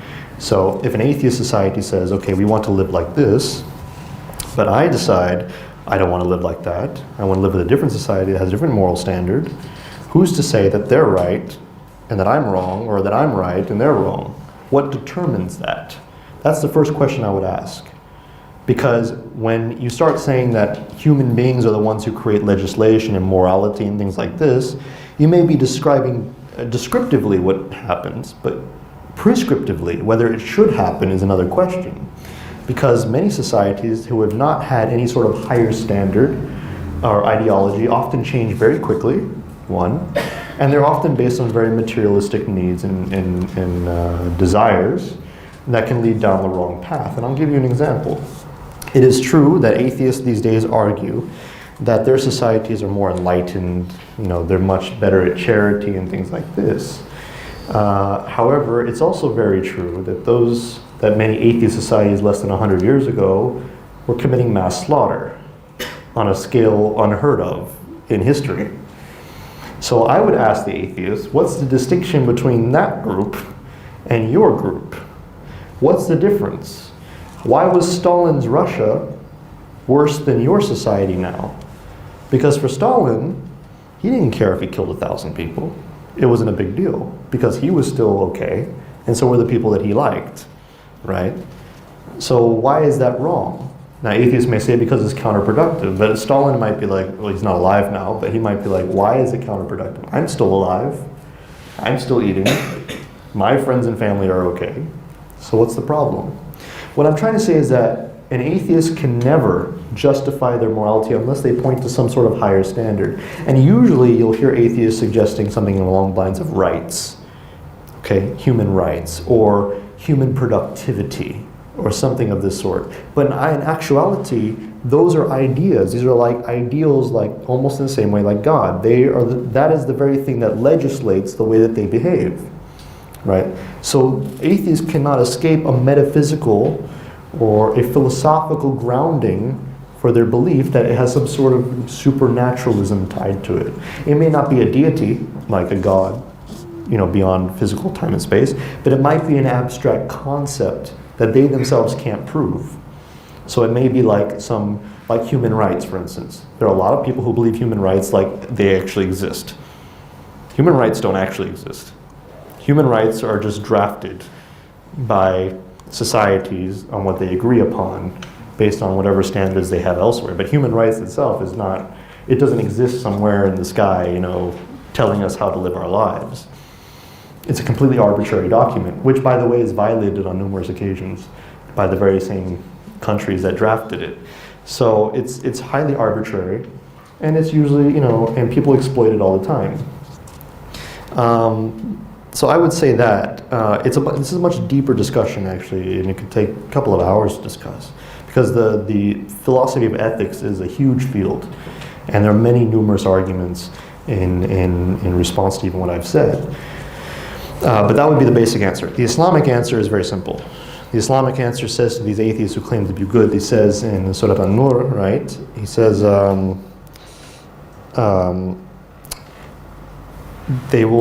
they perceive their good deeds, right? Well, they think they're doing good, but actually what they see is a mirage in the desert. And when they get there, Allah will be waiting for them to hold them accountable. So it says that their deeds are like a mirage. They're not real, because they're not for the sake of Allah subhanahu wa ta'ala, which is the existential reality, the reality of existence, the very purpose for our existence. When an atheist claims that humanity is the purpose of existence, they turn that into their God. Humanism, they turn that into their God. They say scientific advancement is there, they turn that into their God. So the reality, the real God, the real one to be worshipped, is what validates morality based on Islamic ethics. So, I hope that was sufficient. We can talk more about it in the future. So it's a very big topic, actually. I can even give you some reading material, because ethics is one of the largest fields in philosophy, and it's still one of the most highly disputed, to be honest. Is it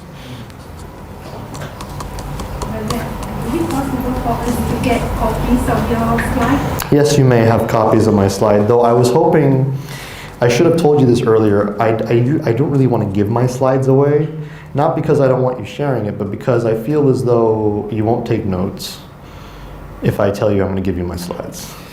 And the best way to learn is if you take notes, because you're actually concentrating. If you're just sitting there waiting, oh, he'll give me my slides later, you'll be more passive, and you won't be as active in trying to memorize the material. But I will give you the slides, but I do hope that at least tomorrow, for those of you who are more lax about taking notes, if you can try, because tomorrow we're going to be going through a lot of material that you have to memorize. It's not an option. And if you don't understand the material, you're not going to be able to do what I'm hoping you can do by the end of this course. So. Okay. Anyone else? We done? Oh, okay. One last question, or that's it? All right, alhamdulillah.